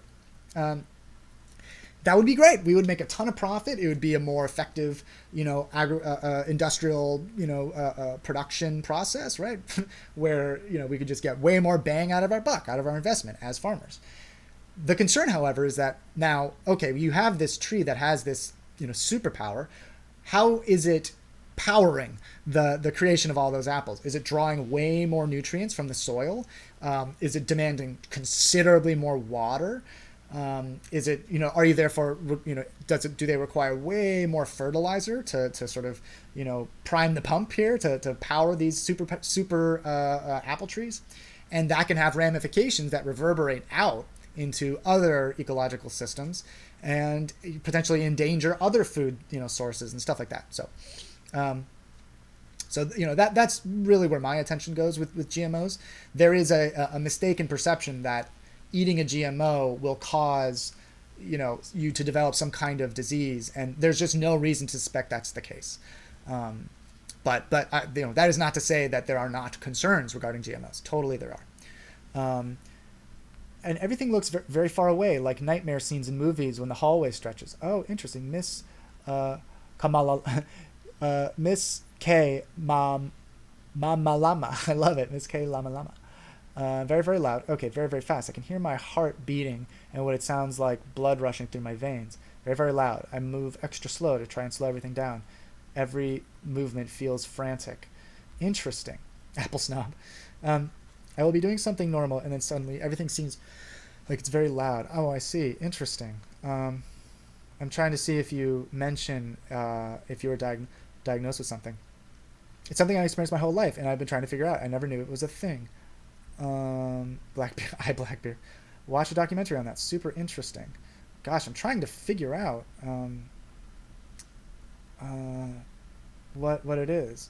Oh, are you familiar with Alice in Wonderland syndrome? And if so, what are your thoughts on it? Yeah, super interesting.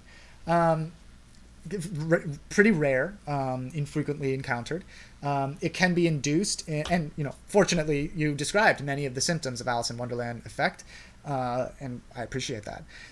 There's also, the motivation for calling it Alice in Wonderland syndrome is also there can be a perception that you are a gigantic, like you're enormous relative to your surroundings all of a sudden, like you feel like you've just become a giant. That's very reminiscent of Alice in Wonderland or Through the Looking Glass. And what's interesting is that it can actually be induced using certain drugs, in particular the Amanita muscaria mushroom. So if you ever played Super Mario or you ever looked at images associated with Super Mario, you know that there is a red a mushroom, a standard sort of mushroom with the big cap and the stalk, that's red with white polka dots, right? It's like the Super Mario mushroom. Well, guess what? That is the Amanita muscaria. That's exactly what Amanita muscaria looks like. This bright red, almost cherry red, cap with white polka dots. Very beautiful, very sort of surreal, and it's almost like fairy tale-ish. But it has within it an anticholinergic hallucinogen. And it's fundamentally unlike what hallucinogenic mushrooms that most people think of, like psilocybin containing mushrooms. This induces a minor sense of drunkenness, and it can induce this perception or this sensation that you are gigantic relative to your environment. And yeah, there's so many interesting things that one can talk about when it comes to that. Like for me, I think that the relationship that we have, our conscious perception of our body in space, is extraordinarily complicated and can be manipulated in all kinds of ways. So for example, if you stimulate a certain part of the head, really the brain, you can induce the perception that you are standing behind yourself, looking at yourself, even though you haven't taken any drug. No brain damage. You're transiently inducing this perception that you are outside of your own body looking at yourself.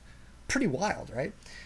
You can induce the feeling, or there are all kinds of abnormal, and not abnormal in a negative way, just like not normal, perceptual changes that people can experience with their body. In some cases, it can be like, I need to get rid of a certain limb, right? That it is somehow malicious or that it's possessed, and so on. And so with regards to Alice in Wonderland syndrome in particular, I don't have a good anatomical explanation for how it comes to pass or how it comes about.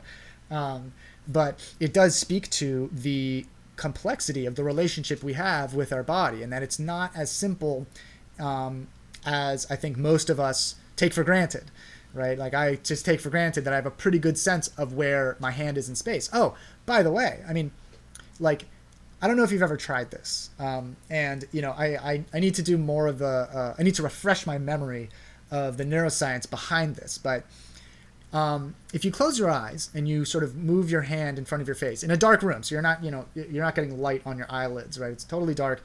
And you sort of move your hand in front of your eyes. There is this sort of perception that you can have that you're kind of seeing your hand move, right? You kind of have this visual projection of where your hand is. And so, yeah, well, in any case, yeah, there's all kinds of interesting relationships that our consciousness has with our body, and, you know, Alice in Wonderland syndrome is one manifestation of it being perturbed. Okay, I get random zaps in my head, like I can actually hear the zap. What is this, please? Well, Coca, that sounds rather unpleasant. I'm sorry to hear that. Joy found the actual Amanita muscaria mushroom emoji on YouTube. That is so funny. Weird that, yeah, I guess it makes sense that they would choose it. So, brain zaps. That is a phrase that is actually used in medicine, despite the fact that it sounds like it's out of like a science fiction novel or something, right? Oh yeah, so those are the Amanita muscaria mushrooms. Nice, thanks, Joy. And oftentimes they're associated actually with a specific class of medication. They're associated with antidepressants, SSRIs, and particularly SSRIs that are also SNRIs. But broadly speaking, you know, if one has been treated with, you know, whatever, Lexapro or, you know, Prozac or whatever, as they're coming off the medication, they can experience these brain zaps, and it's not just the brain, but it is how you describe. I don't know that there's frequently an auditory component to it, but they feel like, you know, there's just this electric bolt that's going through them, and it's rather unpleasant. I'm not reducing from antidepressant. Yeah, so you know, but that is, generally speaking, that's like my familiarity with that phrase, brain zaps. Now, you know, those types of experiences can emerge from a bunch of different potential brain activity, and like I can't tell you for sure what's going on there.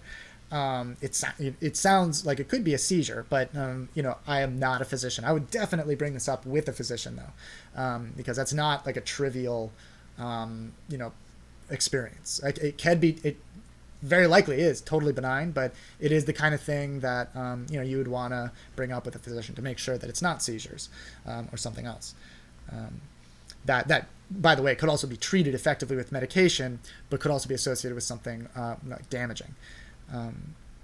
All right. Have you taken an SSRI? I have not. What are your thoughts on MK Ultra? So I actually, earlier today on I did it on both. I recommended a book for the winter if anybody's like thinking about what kind of gift they're going to get somebody else, and this other person is interested in sort of whatever interesting aspects of American history, and MK Ultra in particular, and they like to read books. Check out a book here. I'm showing it on the YouTube again, called Poisoner in Chief. It's by Stephen Kinzer, who is, I believe, a history professor at Brown University. He's at Brown University, but I can't remember if he's a history professor. He used to be a journalist. And it's about Sidney Gottlieb, who was the guy who ran MK Ultra. And so MK Ultra, I mean, it's this really interesting, very alarming history, but ultimately it arose from the desire to develop a mind control platform.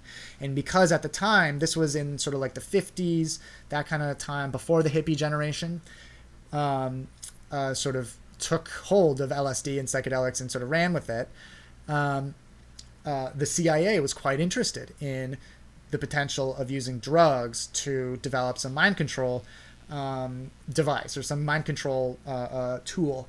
And the reason that they were interested in this was because they were certain that either the Soviets or the Chinese or both had developed some kind of mind control. And in fact, you know, I'm sure you've heard of the Manchurian Candidate.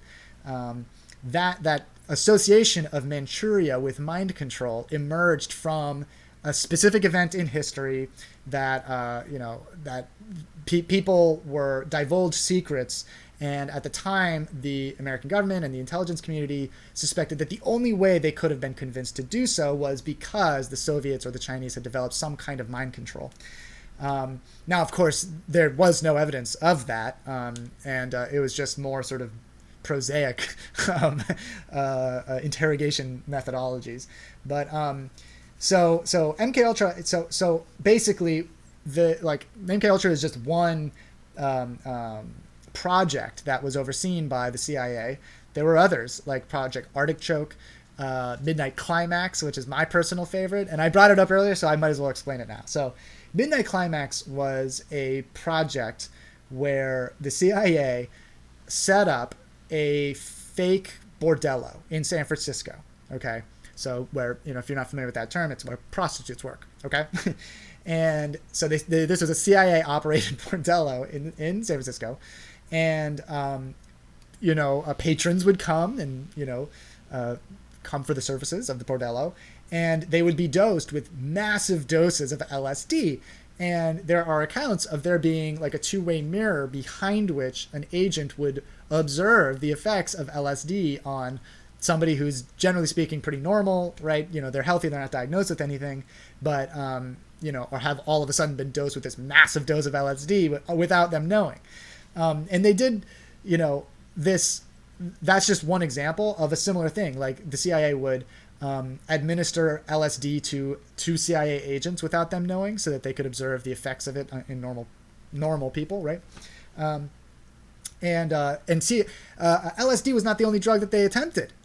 Before that, they purified THC, tetrahydrocannabinol, from cannabis to the point where it was undetectable. You couldn't smell it, or it just wasn't obvious that there was a substance that they would put in food or a drink or something, and which is pretty impressive actually if you think about it, because THC, generally speaking, extracts of cannabis tend to smell like cannabis, but what's funny is, in the book, I'm really pushing this book hard, right? Poisoner in Chief by Stephen Kinzer. He goes into some of the notes that were taken at the time when they were evaluating the prospect of using THC as a mind control drug. They were like, doesn't show significant promise because it promotes uncontrollable laughter and reckless decision making, which is like, oh, duh. That's THC. You described it correctly. Not great for mind control, but makes you laugh. So anyways, so what do I think about it? I think it's a pretty grotesque part of our history. And Sidney Gottlieb was the guy who sort of ran these operations, and he was the chemist of the CIA. And he also made not only these psychedelics and so on, he also made toxins and poisons that would be used in spycraft. And it's just worth a read. And by the way, so there are people definitely died as a byproduct of the work of Sidney Gottlieb. There's no question. The numbers are debatable, but there's no question that more than a few. So he retires from his job at the CIA, and he was this weird dude. Most CIA agents at the time, perhaps still, were they were wealthy. They're from wealthy families. They tend to have gone to the Ivy League universities. Part of the aristocracy essentially. But not Sidney Gottlieb. I think he went to the University of Wisconsin, I believe. Great school, but not, among the sort of the aristocrats universities, I guess, whatever. And he lived off the grid in a remote cabin in the middle of nowhere. He grew all of his own food, or at least most of it. He kept goats. He made his own yogurt. He was just this really unusual dude, former member of the Socialist Party. Just this unusual dude. So he leaves the CIA and he retires to, I can't remember if it's Thailand or Vietnam, some very, very remote location, and worked with lepers in a leper colony. And so he gets called, subpoenaed, I don't know if he was subpoenaed, during the church hearings. So this was a series of hearings that were conducted to evaluate just how wild the intelligence community had gotten, how uncontrolled they had gotten. And the church hearings resulted in a lot of really important reforms. But he was brought before Congress, but because so much of what he did was confidential and they hadn't seen anything, they didn't even know what questions to ask. So Sidney Gottlieb was never charged with anything. It's just this amazing part of our history, and I think a lot of people might have heard of MK Ultra, but it's usually a story that's very specific, kind of restricted. What's great about this book is that he goes way back into history, into like past efforts, particularly during World War I and World War II, to develop mind control techniques and the sort of relationships that power and governments and intelligence, entities, meaning like the CIA and their equivalents internationally, have had with drugs. It's a really interesting time. Oh, another interesting thing, I would be remiss if I didn't bring this up. So LSD had been synthesized a long, long time ago by a chemist at Sandoz, Albert Hoffman. And he goes into those interesting early stories of the first person to ever be dosed with LSD. And at the time, they were excited by LSD and what they might be able to use it for, but they really found no home for it. It was it's what they called their problem child, LSD. And so Sidney Gottlieb became interested in it, and he ended up getting authorized to buy the world's supply of LSD from Sandoz, and he bought it for about $250,000. Not a small amount of money, but certainly not a lot of money. In terms of what the CIA can marshal, right? And so Sidney Gottlieb and these projects were basically the way that some of the sort of pivotal figures of the hippie generation and the beat generation were exposed to LSD. So Ken Kesey, you might have heard of, Allen Ginsberg, you might have heard of, were both involved in these projects and essentially got their LSD from the CIA. And I can't remember if it was like, I think it was like John Lennon from the Beatles. He said something like, "Thank God for the CIA," because without the CIA, we never would have experienced LSD. It's like this wild history. And, again, I think a lot of people know certain components of it, but, Stephen Kinzer knits it together in this very compelling story. So Poisoner in Chief by Stephen Kinzer. That's my recommendation for your, Christmas or, whatever, if you have celebrate holidays in the winter. That's my recommendation for you. I think, anybody that enjoys reading will enjoy reading this book. Don't forget John C. Lilly. So John C. Lilly, John C. Lilly is a very interesting figure. And he actually, for a long period of his career, worked at where I work, at the School of Medicine at the University of Pennsylvania. But John C. Lilly was mostly interested in actually ketamine, which is odd. He was a very strange guy. You can see interviews of John C. Lilly on YouTube before he passed away. And he would wear a coonskin hat and a vest, and it's just he's just this really eccentric guy. I mean, in an era of a lot of eccentricity, right? But he also pioneered the sensory deprivation chamber, and really interesting history there. There was a while where I was planning on doing a podcast series on these specific people, John C. Lilly, Tim Leary, now Sidney Gottlieb, and maybe I will now that I'll have a bit more time. But yeah, super interesting. So just a wild time in history where you had these extraordinarily volatile drugs that, altered states of consciousness in radical ways. I mean, some of the most potent ways to modify your state of consciousness in a time that predates modern neuropharmacology. I mean, it was, neuropharmacology was a thing. Don't get me wrong. Brain science and neuroscience was a thing, but it wasn't remotely, we were nowhere near as familiar with neuroscience, consciousness, and drugs as we are today back then. And so you're just sort of it's like a toddler playing with fire a little bit, or like a chimpanzee playing with fire. Okay, probably figure out that it's useful in some ways, or just sort of figure it out, but boy, could this go wrong. And it kind of did. So check out that book. It's awesome. I've had a lot of fun with it. And there are audiobooks too. So do you know if they successfully completed MK Ultra? No. So essentially the conclusion of a lot of these, at least what's publicly known, is they came to the conclusion that there really is no such thing as mind control, at least in the instantiated in the way that they were seeking. We know that the Soviet Union, nor the communist government in China at the time, we know that they had not developed a mind control device. Well, another interesting component of this history, and boy, we're going deep on it, but was Project Paperclip, where a lot of the sort of medically involved members of the Nazi Party in Nazi Germany were essentially hired by the U.S. government and the CIA and so on. And we know about like Werner von Braun, for example, who was a pioneer in rocket propulsion. But what you don't hear about oftentimes when people talk about this is a lot of the physicians, the people who had been conducting atrocious experiments with humans. This is also true, by the way, in the Japanese government at the time during World War II, where they would, subject people to, extremely high temperatures and see what would happen, or, deprive them of water. They would just do these horribly grotesque experiments that, of course, were informative, but, profoundly unethical. But some of the experts, as a result, in some of the sciences that could provide fuel for the kind of weaponization of science in, biology, were derived from the Nazi government. So, it's just another sort of grotesque aspect of this history. And, it's worth knowing. I think it's worth knowing. And essentially, at the end of a lot of these efforts, they basically came to the conclusion that there really is no such thing as mind control, and at least not in the way that they were describing. Yeah. I'm going to ask you something. Where the hell is that? The upset stuff. Did he drink his own urine? I don't know. I don't think so, but I would like to ask questions too. Oh, cupcake bands. Yeah, I'm so sorry. I just went on that huge tirade there. Not tirade, but... hi, I'm Martin from Sweden. How can brain store memories and pick them up again? Super great question. Difficult to answer.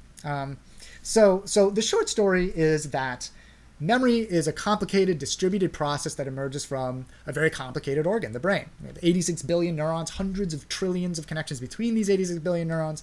Some of the neurons do specific things and not others, right? I mean, all of the neurons do specific things and not others. They're devoted to a certain kind of certain component of our consciousness. And so when it comes to memory, it involves a wide swath of the brain.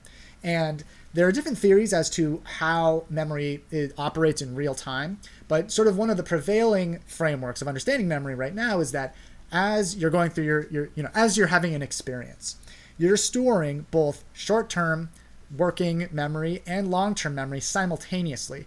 And as opposed to you first generate a short-term memory that then is converted to a long-term memory. And so, this is a dramatic oversimplification, but, broadly speaking, for all intents and purposes, it's accurate enough. Short-term working memory is broadly, coordinated by the hippocampus. It's a very, very large part of the brain, very interconnected with other brain regions. And, it in short periods of time can store experiences, can store your sensory experiences during the time, your cognitive experiences, what you were thinking about, your emotional states during the time. And with regards to longer term memory, like if I tried to remember back to what I was doing on today is the 8th. Well, I was getting ready to have a baby a year ago. That's accessing longer term memory, and that is generally speaking thought to be coordinated by the neocortex. So that's a different region of the brain. In humans, it is particularly complex, particularly dense, many, many more neurons in the human neocortex than any other primate. In fact, we have more neurons in our neocortex than animals that have bigger and more numerous neurons, brains with more neurons than we have in other animals. So, for example, an elephant has many, many more neurons than humans do. Their brains have more neurons by over 100 billion more, right? I think they have something like 265 billion neurons. We have about 86 billion. But I think it goes without saying that humans have a form of intelligence that's at least more sophisticated or more versatile than elephant intelligence. Elephants aren't dumb. They're some of the smartest animals on the planet. But they're not capable of the same degree of intelligence and complexity of thought than humans are. So there's something to the special secret sauce of the specific connectivity within the human brain that renders it uniquely capable of being a substrate for consciousness and intelligence. And so we have about 15 billion neurons in our neocortex, and I think they have something like 6 or something like that. So it's like, this anatomical emphasis on our neocortex. Anyways, so how does it happen? Well, now, I mean, this is complicated, right? So, at the heart of memory, learning and memory, is the capability of the brain to change, right? Specifically of which neurons are communicating with which other neurons, and the nature of that communication. So you might have heard of the term neuroplasticity. That's broadly speaking what we're talking about. So, to generate okay.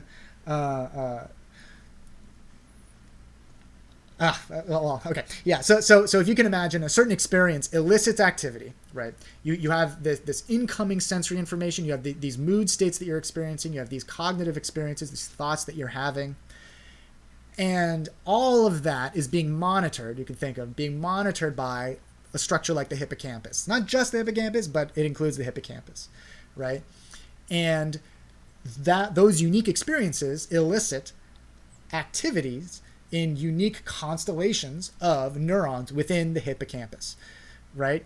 So, if somebody, if I were having this experience, and this experience right now, this conversation we're having right now, is eliciting activity in unique constellations of neurons in both of our hippocampi, right? But if there was somebody standing right next to me screaming in my ear, it would be a different pattern, right? In the same exact experience, but there's just some person screaming in my ear. Different pattern of neurons in my hippocampus would be activated. And so as a result, you can get these unique constellations of neuronal activity that are associated with unique experiences. Now, the conversion of those shorter term storage of experience to longer term experience, or the simultaneous production of longer term memory in the neocortex, or largely in the neocortex, that is very, very complicated. And I don't know I know there are some studies that do suggest that there's literally like a migration of brain activity associated with a memory from the hippocampus to the cortex. But that's extraordinarily difficult research to conduct.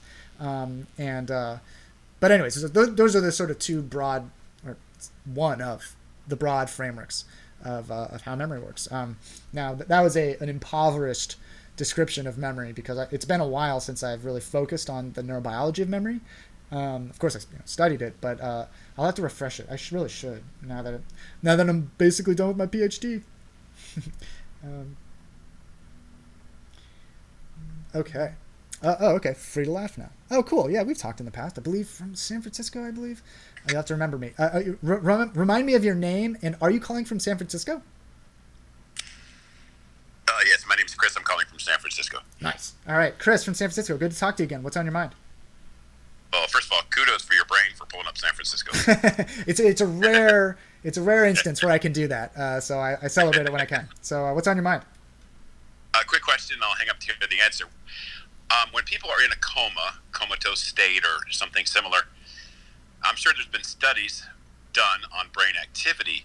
Have they ever questioned people afterward, and have they ever gotten responses to direct correlation to match up to what the research showed of the brain activity? In other words, has someone said, oh, you had a lot of brain activity on this date. Oh, yeah, I was dreaming about this, or I thought about that. Has there been any deep correlation studies done on brain activity in comatose people? Thank you so much. Interesting topic. So yes, I mean, those types of studies have been conducted. They're extremely difficult to do, of course. It's tough to get permission from somebody who is in a coma for them to participate in a study. But generally speaking, the accounts of the sort of perceptual or conscious, that's the wrong word to use, but the experience of a coma is just utter nothingness. So, probably the closest correlate of being in a coma is being under general anesthesia, where assuming that you have successfully fallen through the plane of anesthesia, right? Your anesthesiologist has given you the right cocktail of drugs to induce anesthesia, you essentially, there is no storage of experience whatsoever. And you essentially just, you count backwards from 10, and then you wake up all of a sudden, and you wouldn't have even known that time had transpired. Now, it's complicated, obviously, because people respond. I have like this very, very high tolerance to certain drugs that are used as anesthetics. And, some people, by the way, when they're given anesthesia, they can experience the nightmare of not being fully unconscious, but actually being paralyzed. and appearing anesthetized. So they actually experience the surgery or whatever. But anyways, yeah. So now, a further complication is that there are different kinds of comas, different sort of levels of essentially brain activity, right? And so, one of the questions that I think a lot of folks, particularly if they have a family member or a loved one in a coma, one of the questions that is natural is, if when I talk to them, can they hear me? And there's no definitive answer to this, but depending upon, I think it would be uncontroversial for most people, neurologists and neuroscientists, to say that depending upon what kind of brain activity they're exhibiting, if they have any higher level, neuronal activity, electrophysiological activity, in some cases you can have somebody that is in a coma but actually has a fair degree of brain activity and therefore and does actually respond to incoming sensory stimuli.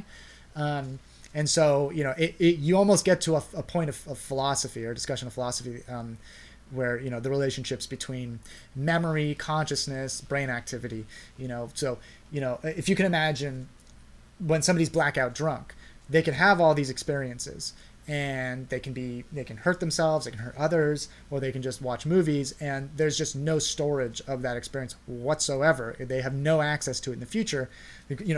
It's sort of a similar question, like, did it ever happen to that person? Well, of course it happened, right? You can measure it. Photons bounced off of the people that they were interacting, right? Other people remember the events.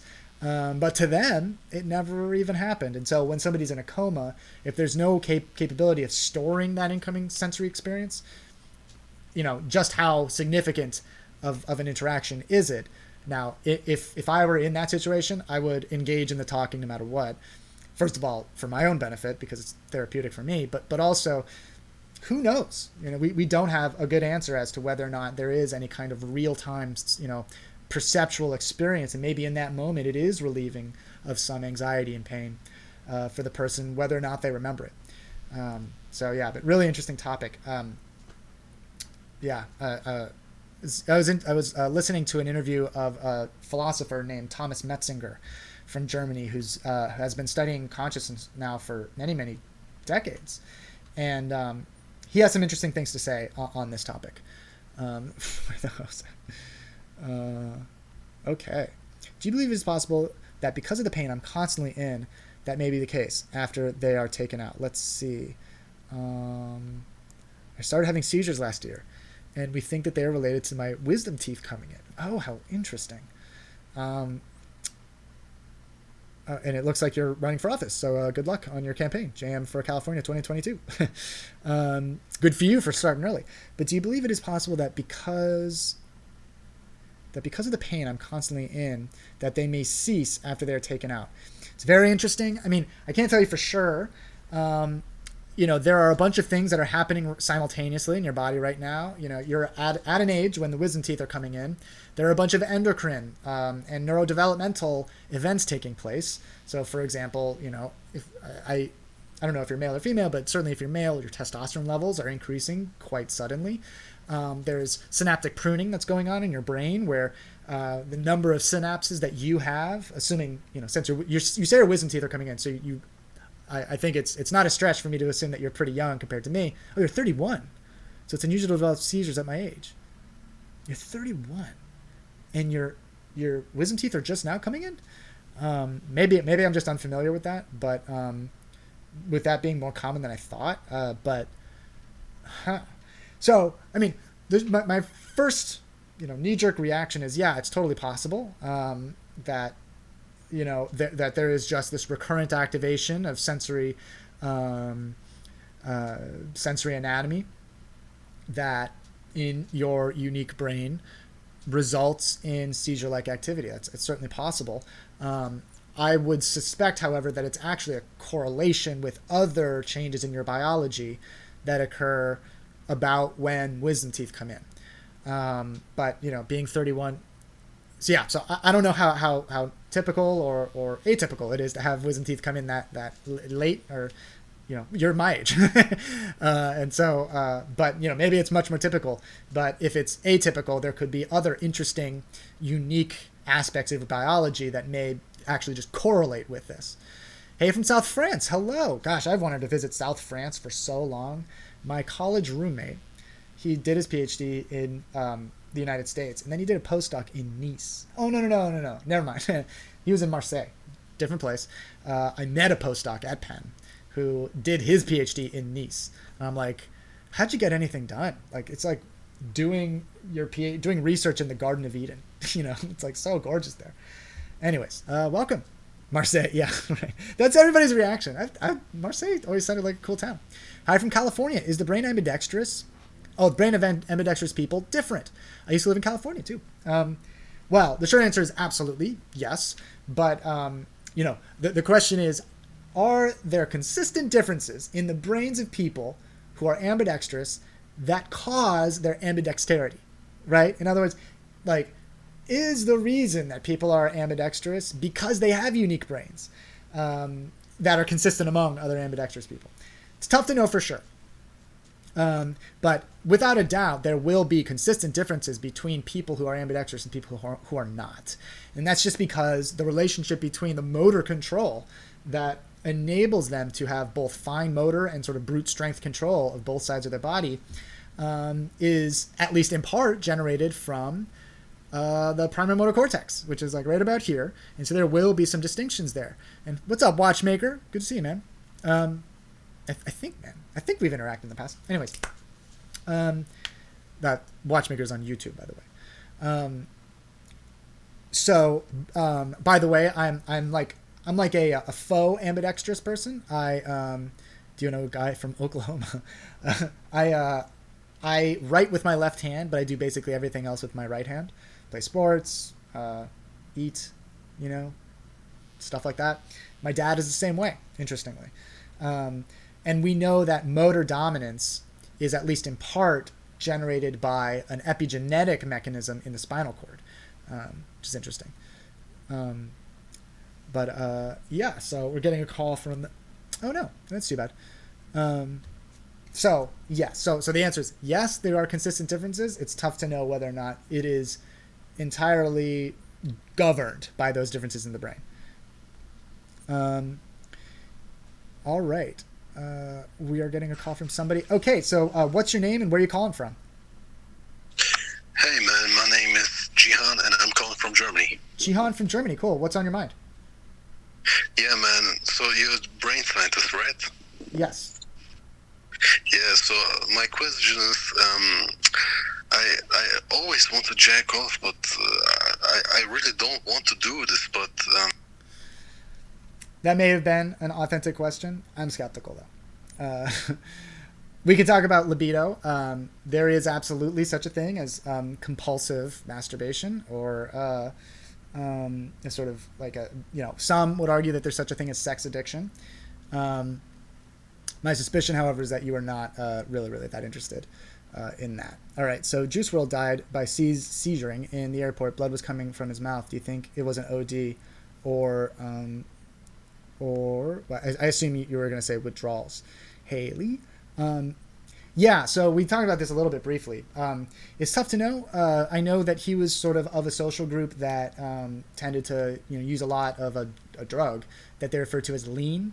So lean, as I'll just talk about it briefly because I already talked about it, but it is a combination of two drugs, codeine and promethazine. And promethazine has been shown to actually reduce seizure threshold, particularly in people who are predisposed to seizures. So, somebody doesn't have to have had a seizure in their past, but they just so happen to have the brain architecture that predisposes, that makes them more vulnerable to a seizure than other people. And so studies have shown promethazine, which is that second drug in lean, works to reduce seizure threshold. In other words, make it more likely that somebody will have a seizure. I know also, I don't know that we have like toxicology information on what happened to him. But I know like a lot of folks in that, of his age in hip hop also tended to use benzodiazepines recreationally quite a bit. Particularly like sort of gray market benzodiazepines that you can get on the internet. Like atizolam, for example. These are benzos, but they're not as sort of widely prescribed. But benzodiazepines, while they can both treat a seizure, particularly when somebody uses them regularly, and if they stop using them, that can cause a seizure, even in somebody who's not predisposed to seizures. And so, in the combination of both of those drugs, I mean, it just sounds like, I don't know precisely what happened, but there are multiple mechanisms by which he could have experienced a seizure that had nothing to do with anything other than those drugs, unfortunately. Benzos and alcohol will kill you from withdrawal easily. Indeed, yeah. Oddly, because alcohol is, I think, one of the most widely consumed, certainly in the United States, consumed drugs. It is one of the most widely consumed in the world. It's one of the few drugs that's illegal to consume in the United States. It can not only is toxic just in and of itself, there is no amount of alcohol that is benign to consume, but also you can drink enough, you're legally permitted to drink enough to get addicted and chemically dependent, such that if you stop drinking, you will have seizures. It's a syndrome called delirium tremens. There's actually a great beer named delirium tremens after it, which is kind of a macabre name, but yeah, and that's that prospect of potentially having seizures and potentially dying from withdrawal from alcohol, that is not true for like THC or cannabis or nicotine. Is it the same with food? Are fat people addicted to food? No, it is not the same. So, and that is actually a topic of debate, really contentious debate in neuroscience, as to whether or not there is such a thing as behavioral addictions in general, or more specifically like food addiction or sex addiction or gambling addiction. There are, people disagree in good faith in neuroscience. For me, there's enough evidence that certain foods, we evolved to respond to certain foods with tremendous reward. In fact, some of the greatest reward that one can naturally experience apart from drugs. Because glucose was extraordinarily rare in the areas where we evolved. It's an extremely efficient source of caloric energy, like that you can burn right away, and so as a result, we perceive sugar and sweet stuff as rewarding for just that reason, because we evolved to be like sort of to find those things attractive, right? It's helped sustain our survival. The same goes for, fatty and amino acid rich proteins, right? And we know that if you compare the neurological activity that occurs when somebody takes cocaine or heroin or any sort of rewarding addictive drug, if you compare some of the brain activity of those to when people, consume sugar or, let's just say junk food, there is some similarity. There's enough similarity in my mind for the, categorization of something like food addiction to be, reasonable if it's useful, only if it's useful clinically.